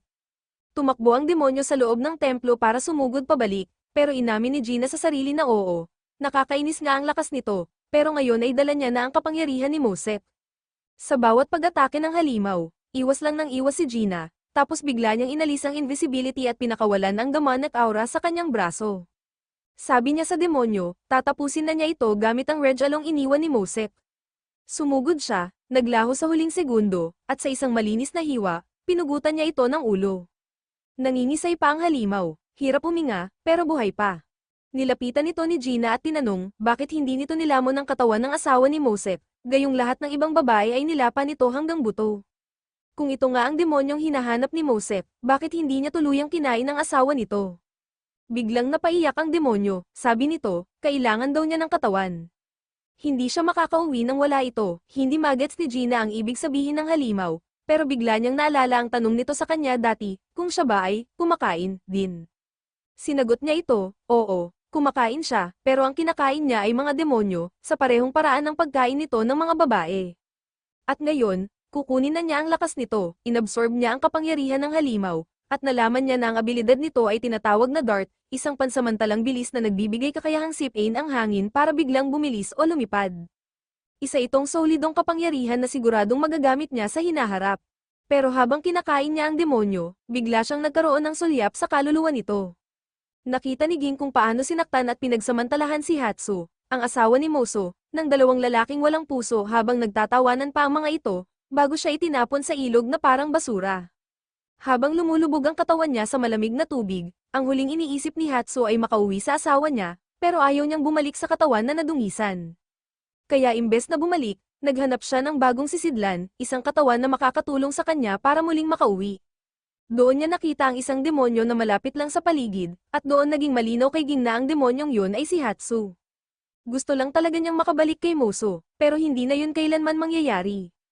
Unti-unting naglaho ang demonyo, at tahimik na umalis si Gina sa templo.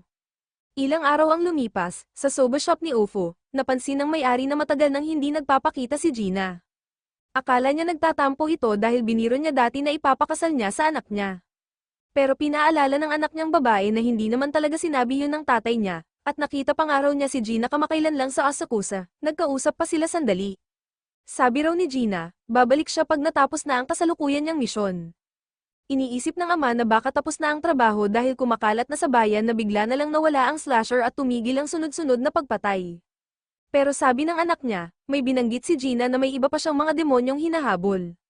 Samantala, sa ibang bahagi ng lungsod, yung dalawang lalaking nanakit kay Hatsu ay pagala-gala sa madilim na kalsada. Habang naglalakad, naghahagikikan sila habang pinag-uusapan ang paghahanap ng panibagong biktima, at natatawa pa sa kung paano yung huli ay umiiyak, tinatawag ang asawa niya habang nilalakad sa dilim. Pero bigla nilang nakita si Gina, tahimik itong lumapit, at sa isang iglap, pareho niya silang pinatahimik sa iisang mabilis na atake. Habang nakatingin siya sa mga katawan ng dalawa, wala siyang sinambit na salita, pero sa puso niya, umaasa siyang makakapahinga na si Moso ngayong naipaghiganti na si Hatsu. Lumakad siyang palayo, tahimik, sumunod na eksena, may batang babae na umaawit ng isang nakakakilabot na kanta, ang boses niya ay parang multo sa lamig, at tumigil siya pagtapos ng huling linya. Pagkatapos noon, may isang samurai na papalapit sa soba shop ni Ufo. Sa mismong entrada ng shop, may isang tawang napagkamalan siyang kapatid niya. Nang lalapitan na niya ito, aksidente niyang nabangga si Natsu. Agad itong nagpanik nang marealize niyang samurai pala ang nabangga niya, kaya paulit-ulit siyang nagsorry. Pero hindi ito dinamdam ng lalaki, siya pa ang humingi ng paumanhin at sinabing dapat naging mas maingat din siya. Lumapit ang may-ari ng shop at pinakalma si Natsu, sinabing huwag siyang mag-alala dahil ang lalaking ito ay si Natsu Gumura, isang samurai, oo, pero kilalang kilala sa lugar bilang isang mabait at mahinahong tao. Kinabukasan, tahimik lang na nakaupo si Natsugo Singh sa soba shop, nakatitig sa mangkok niya na parang may mabigat siyang iniisip. Napansin agad yun ng may-ari ng shop, kaya tinanong siya kung anong bumabagabag sa kanya. Hindi na nagpaligoy-ligoy si Natsugo at inamin niyang may gumugulo talaga sa isip niya, tungkol ito sa nakatatanda niyang kapatid. Nagulat ang may-ari dahil sa pagkakaalam niya, si Natsugo na ang tagapagmana ng pamilyang Mera, kaya imposibleng may kuya pa siya. Pero matibay ang paniniwala ni Natsugo, alam niyang may kuya talaga siya noon, at tinanong pa niya si Ofo kung narinig na ba niya ang pangalang Seida Nagamura. Sabi ni Ofo, hindi raw, at hindi na rin nagulat si Natsugo dahil kahit mismong pamilya niya, walang nakakaalala sa kapatid niyang yun. Dumating pa siya sa puntong kinu-question na niya ang sarili niyang katinoan. Pero sinubukan ng may-ari na pag-aani ng usapan, at doon na pumasok si Ofo sa usapan, sabing may kilala raw siyang maaaring makatulong. Pumayag naman ang tatay niya, sabing suki rin ito ng shop at mahilig manghimasok sa mga kakaibang kaso. Natawa si Natsugo at nagtanong kung diver ba o shaman yung tinutukoy nila, pero nagtawanan lang si Ofo at ang tatay niya. Hindi raw ito kasing fancy, isa lang siyang simpleng ronin na may kakaibang hilig sa paglutas ng mga misteryoso at minsan creepy na insidente, basta may bayad. Sabi pa ng may-ari, mukhang nakakatakot daw siya sa una, pero mabait naman talaga at may mga nakakatawang ugali. Araw-araw siyang dumadaan sa shop para lang kumain ng soba. At parang sa eksaktong cue, dumating si Gina at pumasok sa shop. Umorder siya gaya ng dati, at habang kumakain, biniro siya ng may-ari, mukhang sobrang paborito mo talaga tong soba namin, ha? Pero sagot lang ni Gina, wala lang, nasanay lang siguro yung panlasa ko. Lumapit si Ofo para lagyan ng tsaa ang baso ni Gina at napansin ni Gina na mas gumaling na ito sa pagiging waitress. Tuwang-tuwa si Ofo sa papuri at tinanong si Gina kung anong mga bago niyang natutunan. Ikinwento ni Gina na pinag-aaralan niya ngayon ang iba't ibang klase ng bulaklak, at nagulat siyang nakakatuwa pala ang mga halaman, ngayon hindi na niya maiwasang mapansin lahat ng bulaklak sa tabi ng daan. Ngumiti si Ofo at sinabing tapos na sila sa mga seasonal plants, kaya ang next lesson daw ay tungkol sa mga mythological flowers. Pero bago pa sila makapag-usap ng mas mahaba, biglang sumabat si Natsu. Sabi ni Natsugo, narinig daw niyang si Gina ay kilala pagdating sa mga chismis tungkol sa mga demonyo at iba pang kababalaghan. Kinumpirma naman ni Gina na totoo yun, kaya agad siyang tinanong ni Natsugo kung pwedeng matulungan siya sa isang misteryo. Pero agad siyang tinanggihan ni Gina, ang linya lang daw niya ay demon slaying, kaya kung walang halong demonyo ang kaso, wala raw siyang maitutulong. Naiintindihan naman ni Natsugo pero halatang nadismaya siya habang paalis. Pagkaalis niya, kinausap siya ng may-ari ng shop at sinabing baka naman pwedeng pagbigyan si Natsugo kahit minsan lang. Ipinaliwanag niya na nawawala raw ang kuya ni Natsugo at sobrang apektado na ito. Sumabat rin si Ofo, nakikiusap na tulungan ito, pagkaraan ng sandali, pumayag rin si Gina, utang niya raw yun sa dalawa. Pero curious pa rin siya kung bakit ganoon na lang ang malasakit nila kay Natsugo, at ang tawa lang ng may-ari ang sagot, sabay sabing isa kasi si Natsugo sa bihira nilang suki. Lipat ang eksena sa isang maliit na tistol kung saan biglang nagkita sina Gina at Natsu. Nagulat si Natsu nang makita si Gina doon, pero umorder siya ng tsaa at maki habang umupo naman si Gina sa kalapit na mesa. Habang naghihintay ng order niya, tinanong ni Natsu kung gusto ba niya ng maki. Sagot ni Gina, oo raw, pagdating ng order niya at habang kumakain na siya, casual lang na tinanong ni Gina kung kailan daw sila ikakasal ni Zenji. Nabilaukan si Natsu sa gulat at agad na tinanong kung saan galing yung tanong na yun. Paalala ni Gina, 16 na raw siya, karaniwang edad ng pag-aasawa. Inamin naman ni Natsu na totoo yun, pero mabilis din niyang dinugtungan na hindi niya talaga kayang pakasalan si Zenji dahil para na itong kapatid sa kanya. Kwento niya, baka may mga plano na ang tatay niya para sa magiging asawa niya, pero sinabihan din siya nitong siya pa rin ang pipili ng landas na tatahakin niya. Sa praktikal na usapan, ramdam niya na mas gusto ng ama niya na pakasalan niya ay isang samurai o negosyante, para may pakinabang sa negosyo. Dahil na curious, binalik niya ang tanong kay Gina, ano raw ang pananaw nito sa kasal. Sagot ni Gina, wala namang gustong magpakasal sa Ronin na tulad ko na niwala ngang matinong trabaho. Tumawa si Natsu at sumang-ayon, pero sabay sabing darating din ang panahon na kahit sino, kailangan ding tumano at mag-settle down. Tinanong niya kung ilang taon na ba si Gina, nang sabihing 31 siya, nagulat si Natsu, mas matanda pa pala ito kay Zenji. Yumuko siya ng kaunti, tinitigan si Gina na may halong pagtataka, sabay tanong kung may sikreto ba ito kung bakit hindi siya mukhang ganoon katanda. Sabi lang ni Gina na wala siyang ideya at binabalewala ang tanong. Tumayo siya agad at sinabing kailangan na niyang bumalik sa trabaho. Nagtanong si Natsu kung isa na naman bang demon hunt yun, at tumango si Gina na parang normal lang. Nagtaka si Natsu kung bakit ba sobrang tutok ni Gina sa paghabol sa mga demonyo, gayong sa galing nito sa espada, madali naman siyang makakuha ng matinong trabaho. Pero wala talagang malinaw na sagot si Gina, inaamin niyang ni siya mismo ay hindi sigurado kung bakit. Kung mapipilit siya, ang sagot lang niya ay ito lang daw ang landas na alam niyang lakaran. Napangiti si Natsu at sinabi na madalas kasi parang sobrang seryoso at malayo sa emosyon si Gina na minsan iniisip niya kung may pake pa ba ito sa kahit ano. Pero ngayong kahit kaunti lang ay nagbukas ito, napagtanto niyang isa rin pala itong normal na tao na may sariling iniisip at alalahanin. Natawa siya at sinabihang huwag na siyang kausapin sa sobrang formal na tono. Bago siya umalis, pabirong paalala ni Natsu na huwag masyadong magmukmok kung ayaw niyang permanenteng magkakulubot sa noo. Lipat eksena sa bahay ni Natsugo kung saan naghahanda na siyang umalis. Nakita siya ng nanay niya at agad nang hula na maghahanap na naman ito sa kuya niya, at ang pananahimik ni Natsugo ay kumpirmasyon na tama siya. Pinapaalala ng ina na siya ang nag-iisang tagapagmana ng pamilyang Mora at wala raw siyang naging kuya kailanman, pero matigas ang paninindigan ni Natsugo na malinaw niyang natatandaan ang kapatid niya. Alam ng ina na matagal na itong tumatambay sa mga iskinita at red light districts, naghahabol ng anino. Nakiusap siya na tigilan na ang walang kabuluhang paghahanap at mamuhay na bilang isang matinong samurai, isang leader na may dangal. Pero matigas si Natsugo, sinabing tutuperin naman niya ang mga tungkulin niya, pero pagkatapos niyang mahanap ang kuya niya. Tumalikod na siya at naglakad paalis habang tinatawag pa rin siya ng nanay niya. Habang mabilis siyang naglalakad sa mga kalsada, naalala niya ang isa sa mga huling usapan nila ng kapatid niya. Sabi ng kuya niya, hindi bahay o lupa ang bumubuo sa isang pamilya, tao ang bumubuo ng tahanan. Naniniwala ito sa katapatan at paninindigan, pero hindi kailanman pumapayag na talikuran ang sarili niyang paniniwala para lang sa tungkulin. Napaisip si Natsugo kung nasaan na nga ba ngayon ang kuya niya. Biglang lumitaw si Gina sa tabi niya at tinanong kung papunta siya para ipagpatuloy ang paghahanap. Nabigla si Natsugo pero ramdam ang ginhawa sa presensya ni Gina.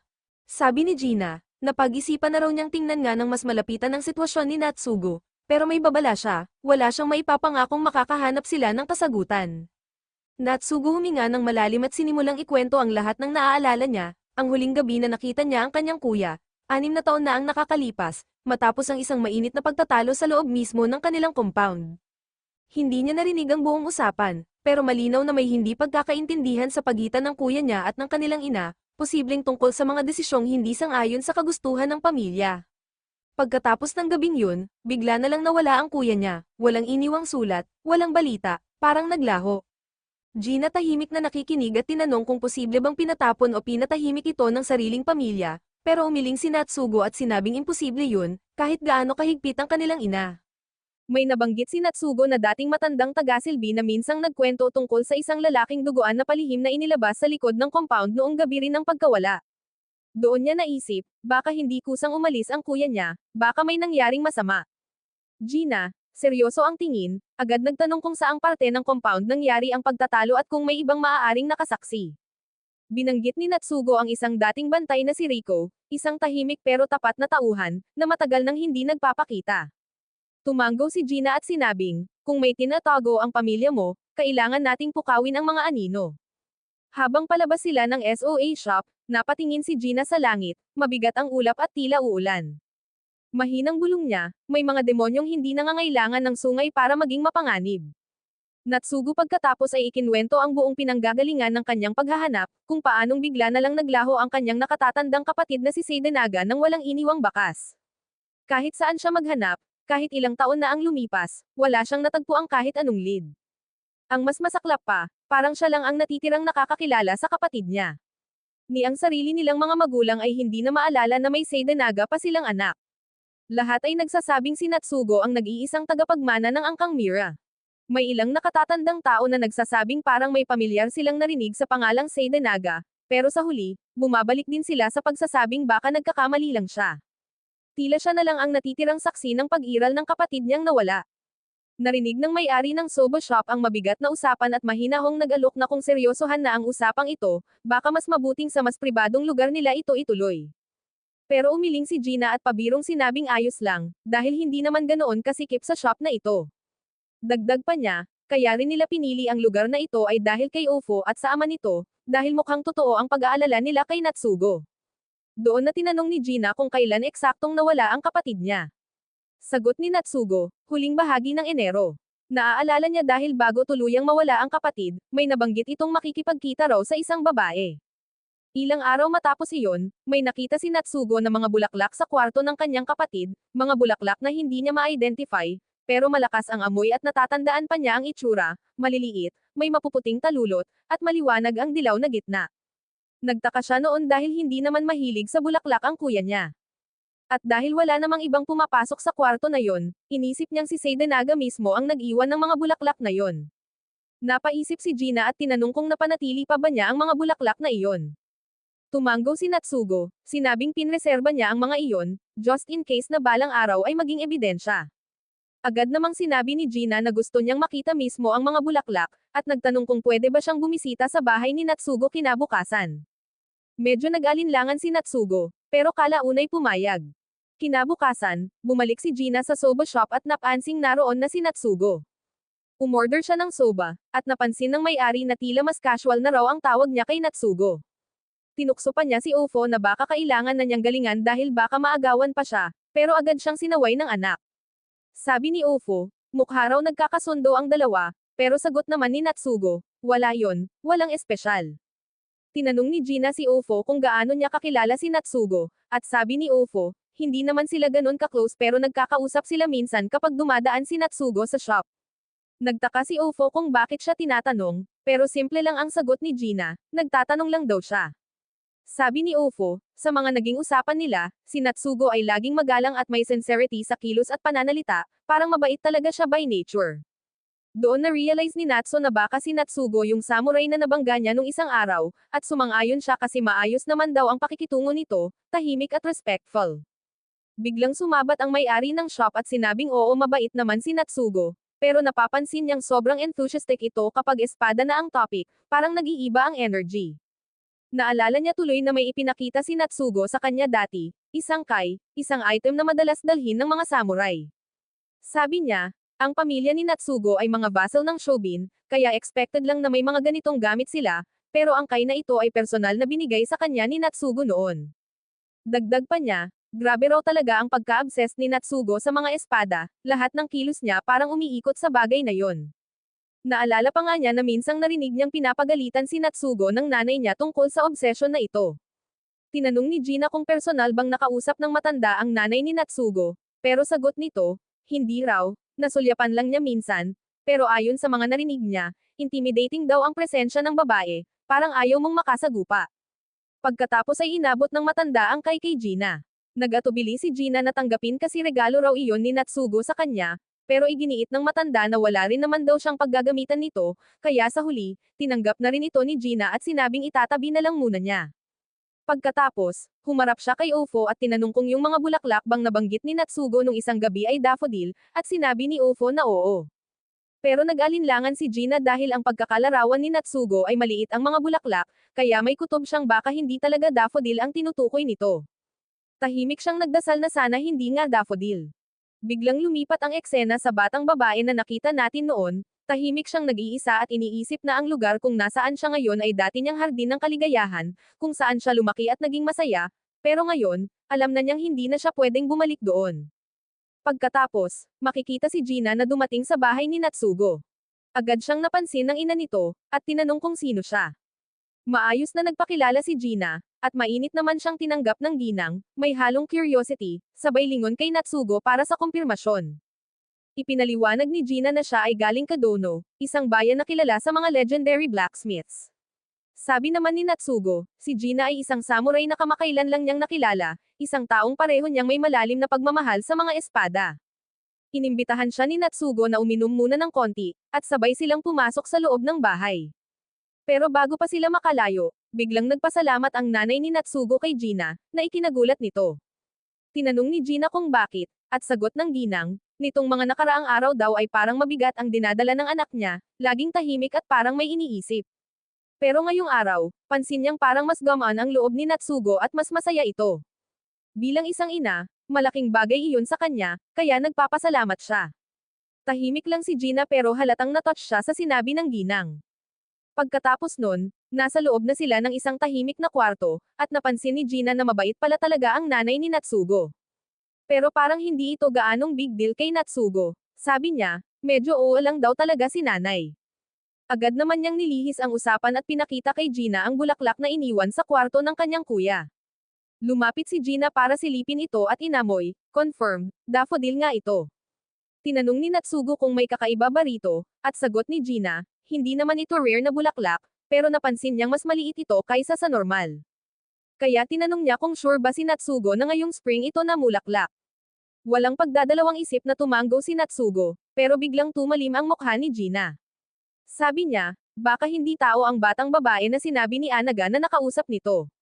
Posible raw na nadala na sa ibang dimensyon si Savaniva, at itong mga bulaklak na to ang patunay. Napaisip si Natsugo, baka nga raw galing talaga ang mga ito sa domain ng mga demonyo. Kaya humiling si Gina na makita mismo ang kwarto ng kapatid ni Natsugo. Pumayag si Natsugo at tumalikod para pangunahan siya. Pero nanatili lang si Gina sa kinatatayuan niya at sinabing mauna na si Natsugo. Napalingon si Natsugo, nagtataka kung paano siya susunod. Pero kalmado lang si Gina at sinabing, ako na bahala. Kaya umalis si Natsugo ng mag-isa. Habang nag-iisa si Gina, naisip niya na kung mararamdaman ng kalaban ang presensya niya, baka hindi ito lumitaw. Kaya agad niyang inactivate ang stealth skill niya at naglaho sa paningin, tahimik na sumunod sa likod ni Natsugo. Pagkabukas ng pinto, naamoy agad ni Natsugo ang banayad na halimuyak ng daffodil at bigla siyang nahilo. Doon nagsimula ang vision, isang batang babae ang nakatayo sa harap ng isang lungsod na nilalamon ng apoy. Tumakbo siya para hanapin ang mga magulang niya, pero huli na ang lahat, nakulong na ang mga ito sa gitna ng sunog, nasusunog habang pinapanood niya. Wala siyang magawa kundi umiyak at tumitig habang unti-unting nilalamon ng apoy ang buong paligid. Parang napakatagal bago tuluyang namatay ang apoy. Nang sa wakas ay tumigil na ito, dahan-daang tumayo ang bata, hindi makapaniwala na buhay pa siya. Paglingon niya, kalahati ng buong bayan ay abo na lang ang natira. Naglakad siya sa gitna ng guho, tulala, walang direksyon, at basag ang espiritu. Ang lahat ng taong nakasalubong niya ay takot at nagsitakbuhan palayo habang siya'y patuloy lang sa paglalakad. Nalito siya nang makita ang sariling refleksyon, at bigla siyang napaatras nang mapansin niyang isa na pala siyang halimaw.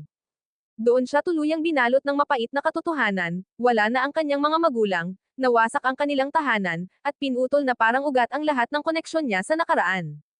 Pero ang pinakamasakit, hindi na niya makilala ang sarili niya. Kaya paano pa siya makakabalik sa tahimik na buhay na dati niyang alam? Walang ibang masasandalan, tinagaw niya ang kanyang pagkatao at nanirahan sa anino ng mundo habang dahan-daang lumilipas ang mga taon. Sa huli, bumalik siya sa guho ng dating bahay, pero laking gulat niya nang makita itong muli nang itayo at tinitirhan na ng mga estranghero. Doon siya tuluyang nabasag, ang tanging hiling niya ay ang makabalik sa buhay na nawala. At dahil sa matinding pananabik na yun, nagising ang isang kakaibang kapangyarihan sa loob niya, isang kapangyarihang lumikha ng bagong dimensyon, isang mundo ng panaginip kung saan muli niyang mararanasan ang alaala ng nakaraan, paulit-ulit. Bumalik tayo sa kasalukuyan, nagising si Natsugo mula sa ilusyon, at sinabi ni Gina na pumasok sila sa isang dimensional echo na konektado sa kwarto ng kapatid niya. Habang nagmamasid si Natsugo sa kakaibang mundong kinatatayuan nila, tinanong ni Gina kung nakita ba niya ang batang babae sa nasusunog na bahay. Tumango si Natsugo at sa di kalayuan, namataan niya ang isang pamilyar na figura, ang kapatid niyang si Seitan Aga, nakangiti, masayang naglalaro kasama ang batang babae mula sa kanyang bisyon. Pero may kakaiba, hindi ito totoong kaganapan, isa lang itong nakapirming alaala, isang eksenang paikot-ikot sa parehong yugto. Bigla na lang nagbago ang tagpo, ngayon ay tinanong ni Soveniva ang babae kung anong gusto nitong ipaluto sa kanya. Ngunit imbes na sumagot, sinabi ng babae na dapat na siyang tumigil sa pagbabalik at umuwi na lang sa pamilya niya. Pero ngumiti si Seidenaga at sabing lulutuin pa rin niya ang paborito niyang soba para rito. Nakiusap ang babae na umalis na siya, dahil hindi na niya kakayaning mabuhay ng ganito. Ang hardin na ito, ang mundong ito na lang ang meron siya. Ito na lang ang lugar kung saan nararamdaman niyang kasama pa rin niya ang kanyang mga magulang. Pero malumanay siyang tinawag ni Seidenaga sa katotohanan. Aniya, hindi ang tahanan ang humuhubog sa tao, ang mga tao ang humuhubog sa tahanan. Kung ang isang lugar ay puro sakit lang ang naidudulot, marahil hindi ito kailanman naging totoong tahanan. Tinuwanan siya ng babae at sinabing paano niya naman malalaman yun, pero sagot ni Seidenaga, alam niya dahil naiintindihan na rin ito ng babae, sa kaloob-looban niya. Matagal na kasi siyang nakakulong sa mundong ito. Mahigit isang siglo na ang lumipas. At kung gusto niya talagang makaalis, posible iyon, pero kailangan niyang piliin na sumama. Napaluha ang babae at sinabing imposible. Ito na lang ang natitirang mundo sa kanya. Dahil ito na lang ang tanging lugar kung saan may puwang pa siya. Ngumiti si Seitan Aga at mahinahong sinabi na kung ganun nga ang desisyon nito, mananatili na lang siya roon kasama niya. Sabi pa niya, kung gugustuhin nito, pwede siyang ituring na parang ama, at mamuhay silang magkasama sa katahimikan. Pero umiling lang ang babae at sinabing hindi niya kailanman kayang makita si Seitan Aga sa ganoong paraan. Ngumiti lang ulit si Seitan Aga at sinabing ayos lang, hihintayin niya ang araw na magbago ang isip nito. Hindi ito biro, seryoso siyang nagsabi na kung dumating man ang araw na matanggap siya bilang pamilya, nangangako siya na sabay silang lalabas mula sa lugar na iyon. Pero kumbinsido ang babae na hinding-hindi darating ang araw na iyon, at iniisip ni Seitan Aga na baka nga sa huli, dito na siya makukulong magpakailanman. Sa isang iglap, naglaho si Seitan Aga, at nagpanik si Natsugo habang paikot-ikot na nagtatanong kung nasaan ang kanyang kuya. Tahimik na sinabi ng babae na wala ng ibang tao roon ngayon. Hindi pa rin matanggap ni Natso, at umiiyak siyang nakiusap na ibalik ang kanyang kuya, pero lumapit si Gina at sinabi ng diretsyo na hindi na iyon posible.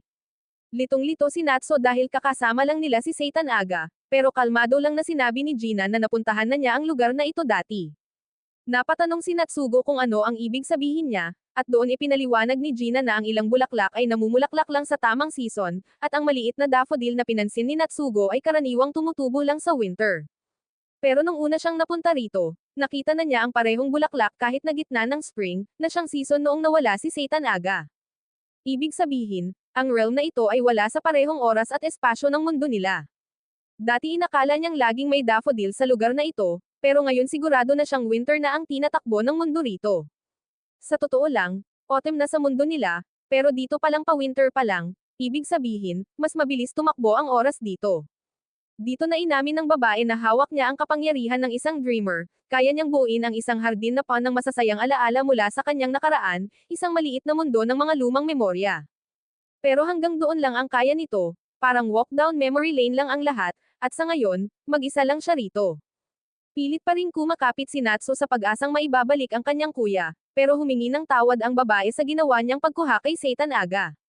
Ikinwento niya na minsan, iniligtas siya ng sarili niyang kapatid na si Hiem, at ngayon oras na para suklian ang kabutihang iyon. Habang papalayo na siya, ipinaliwanag niyang kapag wala na siya, babalik na sila sa tunay nilang mundo. Tinanong ni Gina kung saan siya pupunta, at sinagot ng babae na sawa na siyang mabuhay sa mga alaala ng nakaraan. Binigyan siya ni Hai ng isang tunay na mundo, isang lugar na para sa kanya talaga, at oras na para tuluyan na siyang pumunta roon. Naalala ni Genia na ito ang paraan ng babae para tuparin ang pangakong ibinigay niya kay Seitan Aga. Ilang sandali pa, nagising na sina Gina at Natsugo sa totoong mundo. Ngunit nananatiling malabo para kay Natsugo kung bakit pinili ng kanyang kuya na maiwan doon, habang si Gina ay tahimik lang, nakatayo at nakatingin sa malayo. Lumipat ang eksena sa soba shop kung saan magkasamang nakaupo sina Gina at Natsugo. Ikinwento ni Natsu na nagsaliksik siya, at napag-alaman niyang nangyari ang Great Fire ng Maki mahigit 2 siglo na ang nakalilipas, malamang ito rin ang parehong sunog na sumire sa lahat ng mahalaga sa babae. Ayon sa kanyang pananaliksik, sa mismong lupang kinatatayuan ng bahay niya ngayon dati nakatayo ang tahanan ng babae. Dito na nag-click kay Gina ang lahat, kaya pala konektado ang miniature world ng babae sa bahay ni Natsugo. Tahimik siyang humingi ng paumanhin, pakiramdam niya wala naman siyang masyadong naitulong. Pero ngumiti lang si Natsu at sinabing ayos lang iyon. Ang mahalaga, nalaman na niya kung anong klaseng tao talaga ang kanyang kuya, isang taong nanindigan sa paniniwala niya hanggang dulo. Hindi pa rin niya lubos na naiintindihan kung bakit pinili ni Seda Naga na talikuran ang sarili niyang pamilya, pero alam na niya ngayon na nanatili itong tapat sa puso niya hanggang sa huli. Tumayo na siya at sinabing mal-alate na siya.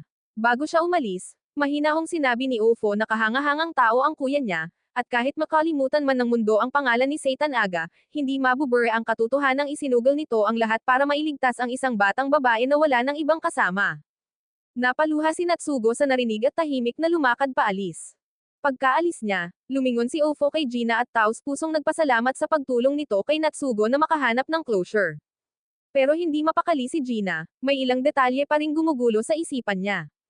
Ibinahagi niyang paulit-ulit na tinatawag ng Demon Girl si Seda Naga sa pangalang, Homa, na hindi niya kailanman narinig noon. Sinabi ng may-ari ng shop na posible itong tunay na pangalan ni Seitan Aga. Napaisip si Gina, dahil kadalasan, tanging ang lord ng isang samurai lang ang nakakaalam ng kanyang tunay na pangalan.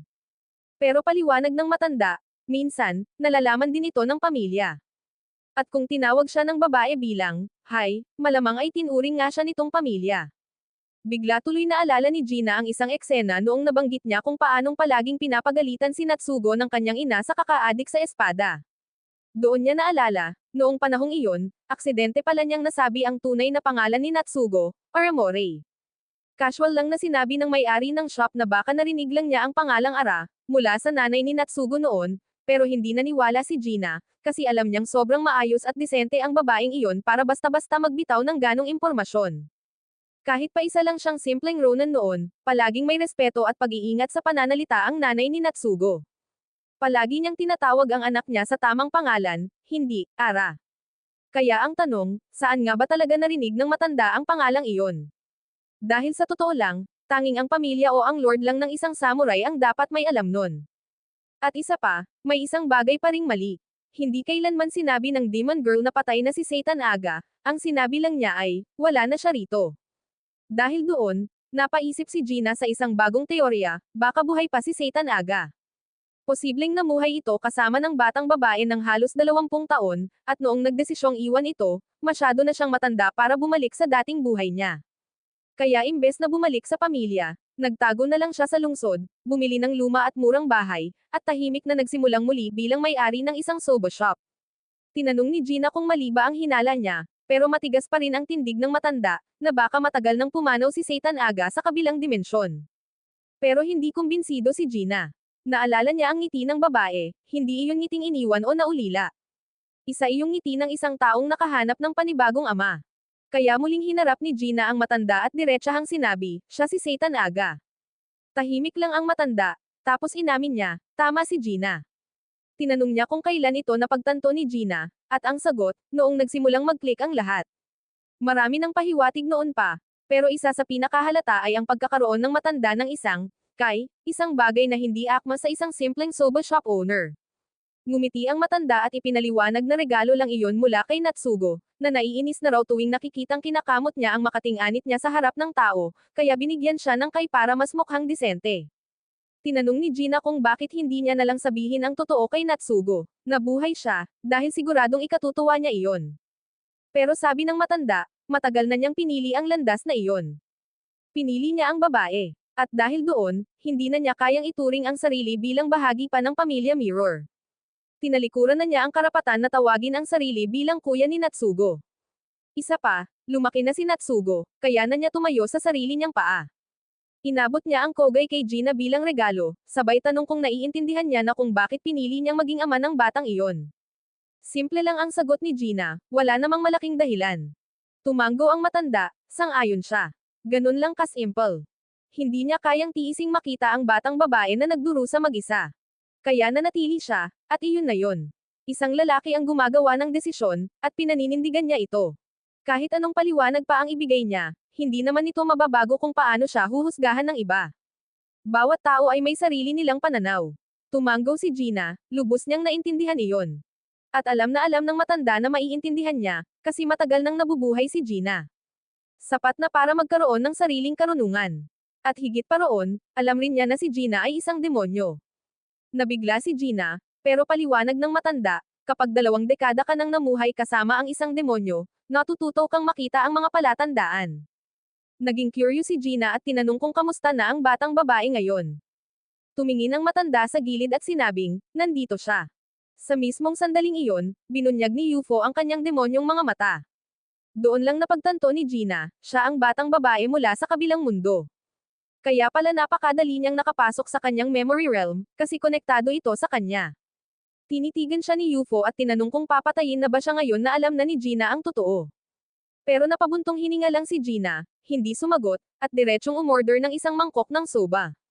Napangiti si UFO, tahimik pero taos sa puso, dahil nakita niya na hindi lang tungkulin ang nagpapagalaw kay Gina, may puso rin ito. Lumapit siya para ihatid ang kanyang pagkain, taong 1853 pa rin, at makikita si Gina na nakaupo para magtsaa at kumain ng merienda kasama ang kanyang ama. May hihilingin daw ito sa kanya.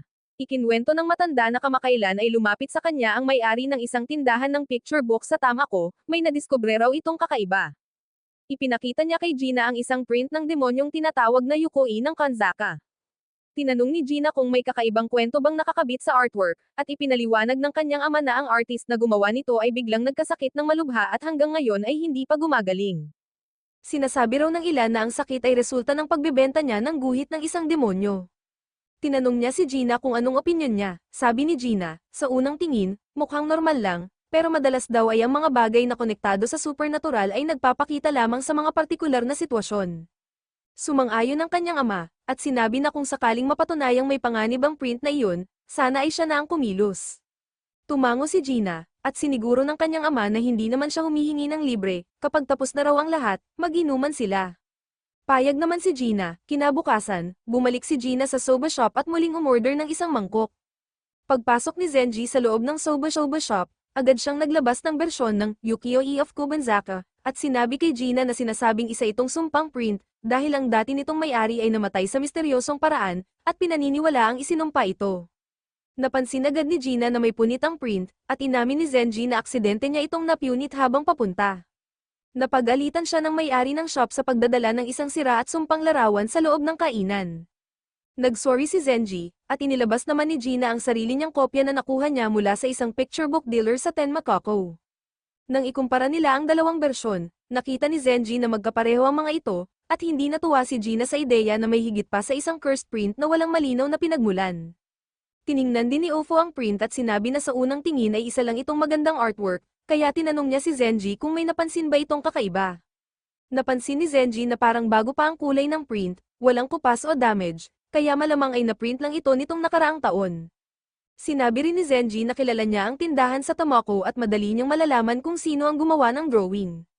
Nagpasalamat si Gina at sinabing malaking tulong ito, pero tinawanan lang ni Zenji at sinabing huwag nang banggitin, lalo't ang dami na rin namang naitulong ni Gina kay Natsu.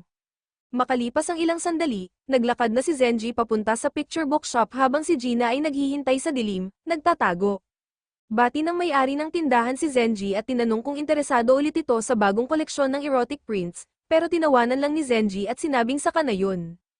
Ang gusto niyang malaman ngayon ay tungkol sa Ukiyo-e of Kubanzaka. Inamin ng shopkeeper na hindi na niya ito inilalabas dahil nasasabing dumanak picture ito, at ayaw niyang mapahamak ang reputasyon ng shop.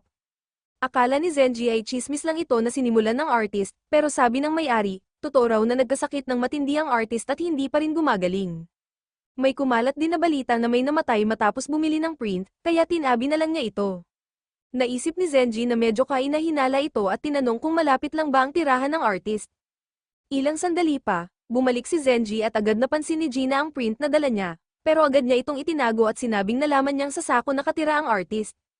Tumango si Gina at agad na nagtungo roon, sa pagdating niya sa bahay ng artist, maayos siyang nagpaalam at pinapasok naman siya ng artist na si Segodoshu, sabay sabing matagal na raw siyang walang bisita. Tinanong ni Saga kung sino siya, at maayos namang nagpakilala si Gina. Ipinaliwanag niya na may nais lang siyang pag-usapan na isang partikular na bagay, pero pinakalma siya ni Saga at sinabing wala siyang dapat ika-nervyos, hindi naman siya isang taong mahalaga. Umupo si Gina at napansin niyang punong-puno ng paintings ang silid. Binanggit niyang narinig niya na matagal ng bedridden si Saga, pero mahina ang itinutama ni Saga ito, hindi raw siya may sakit, kundi tumanda lang talaga, hindi na kaya ng katawan niya ang pagpipinta gaya ng dati. Doon na-realize ni Gina na hindi nga pala ang demon painting ang dahilan ng pagkakasadlak ni Saga. Tinanong ni Saga kung galing ba siya kay Shinjendo, pero sinabi ni Gina na hindi, nandito lang siya para magtanong tungkol sa demon print na ginawa ni Saga. Sa pagbanggit ng larawang iyon, halatang bumalik ang mga alaala kay Saga. Kaya ipinaliwanag ni Gina na iniimbestigahan niya ang pinagmulan ng print at gusto niyang malaman ang totoo. Tumango si Saga at nagsimulang magpaliwanag, ang Kubanzaka, ayon sa kanya, ay hindi tumutukoy sa isang lugar sa Edo kundi sa mismong babae na nasa larawan.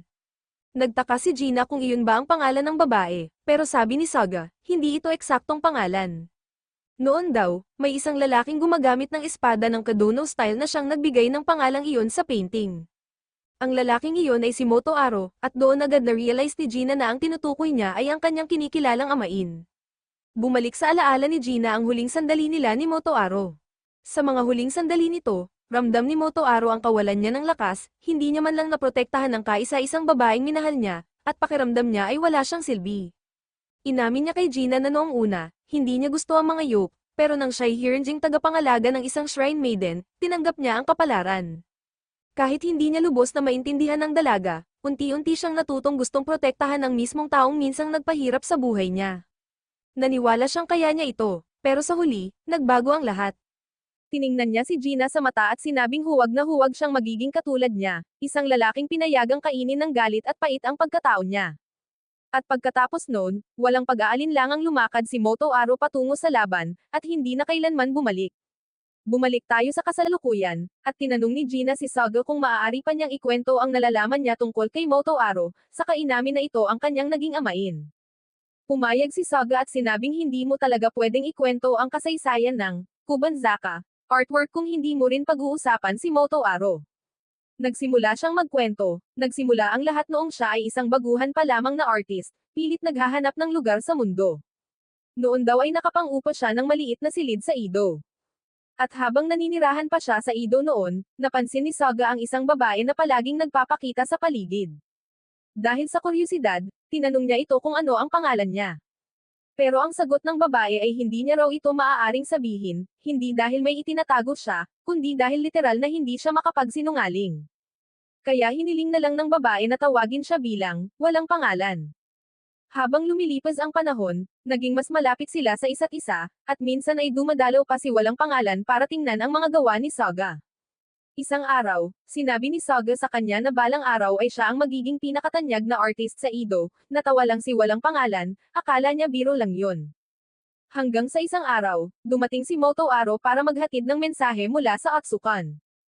Reklamo siya ng reklamo habang naglalakad, na para bang isang kalokohan na ang isang guardian na tulad niya ay ginagamit pang tagadala ng liham. Tinukso siya ni Saga at tinanong kung bakit parang galit siya palagi sa Shrine Maiden.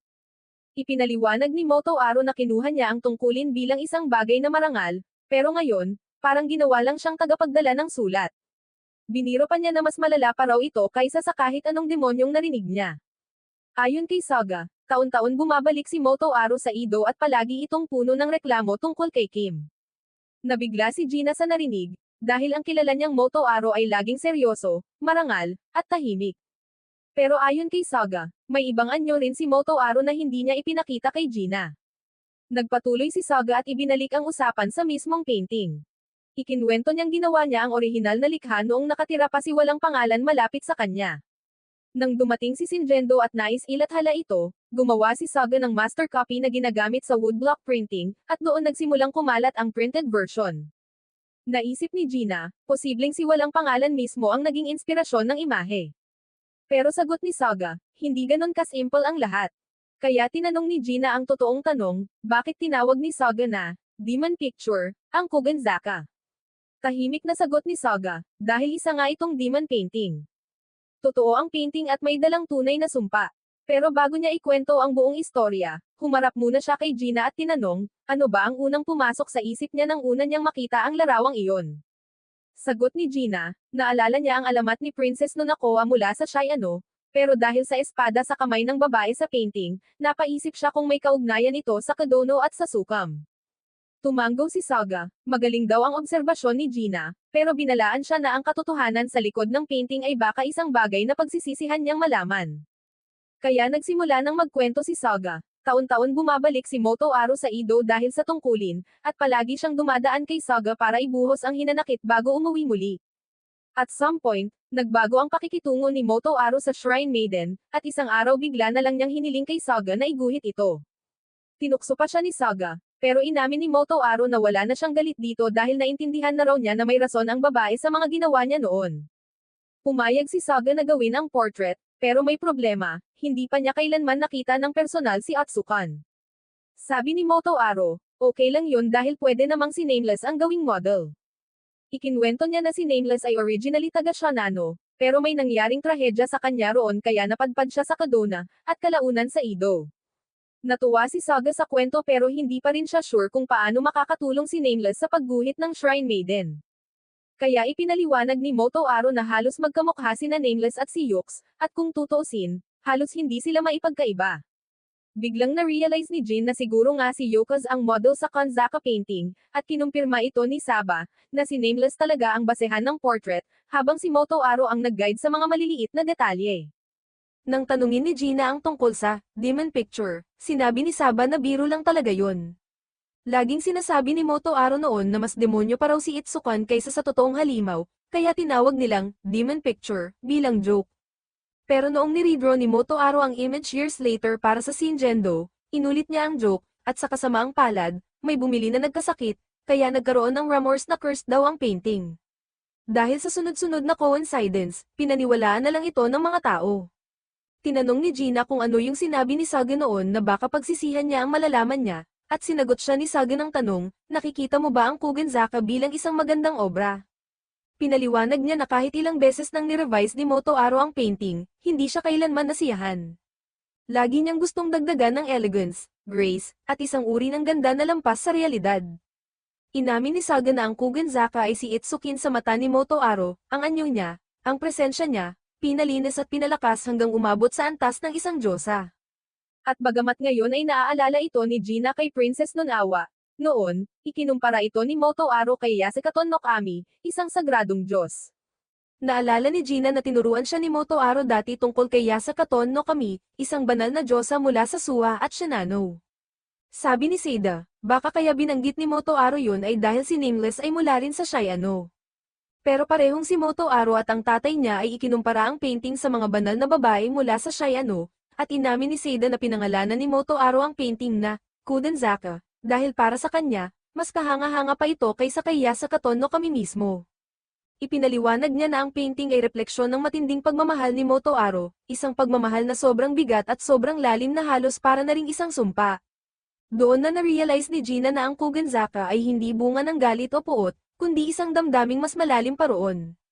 Medyo nagulat si Saga na hindi alam ni Gina ang totoo sa likod ng painting, kaya binigyan niya ito ng isa sa mga lumang sketch niya noong nagsisimula pa lang silang dalawa.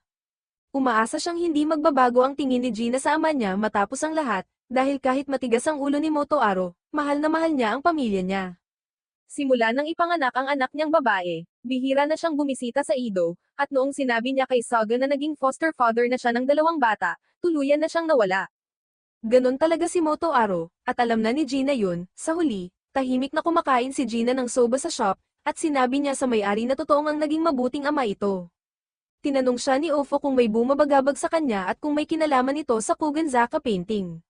Sabi ni Gina, hindi naman, nakarinig lang siya ng bagong kwento tungkol sa lalaking nagpalaki sa kanya. Sabi ni Ofo, normal lang yun kasi walang perpektong tao. Pati daw tatay niya may mga kapintasan din, pero mahal pa rin niya ito lalo dahil doon, at sumang-ayon si Gina. Sa huli, nakipagkita si Gina sa tunay niyang ama at sinabi na wala namang masamang epekto ang painting, yung demon part ay bunga lang ng panghihinayang at bigat ng damdamin ni Motoaro na nailipat sa canvas. Kaya para sa kanya, walang masama kung itatago o ibebenta man ito. Binanggit ng ama niya yung taong di umano'y namatay dahil dito, pero sabi ni Gina, malamang nagkataon lang talaga yun. Sinabi rin niyang kinuha niya ang print na pagmamayari ng taong yun, at wala naman siyang naramdamang kakaiba. Tumango ang ama niya, nagpasalamat, at sinabing ibibigay na lang niya ang bayad kapag paalis na si Gina. Pero sa ngayon, ang sabi ng tatay niya, mas mabuti pa siguro kung umupo muna sila at uminom. Habang nagsasalo sila ng inumin, tinanong ni Gina kung palagi ba talagang umiinom ng ganito ang tatay niya. Sabi ng tatay niya, dati-rati, ginagawa niya yun para takasan ang realidad, pero kalaunan, naging nakasanayan na lang. Tapos siya naman ang nagtanong kay Gina. Sabi ni Gina, enjoy naman siya sa pag-inom lalo na kapag gabi at may buwan. Sabi ng tatay niya, kung sakaling magkita ulit sila, sana makainom ulit silang dalawa, at pumayag naman si Gina. Ayan, dito na muna nagtatapos ang kwento natin.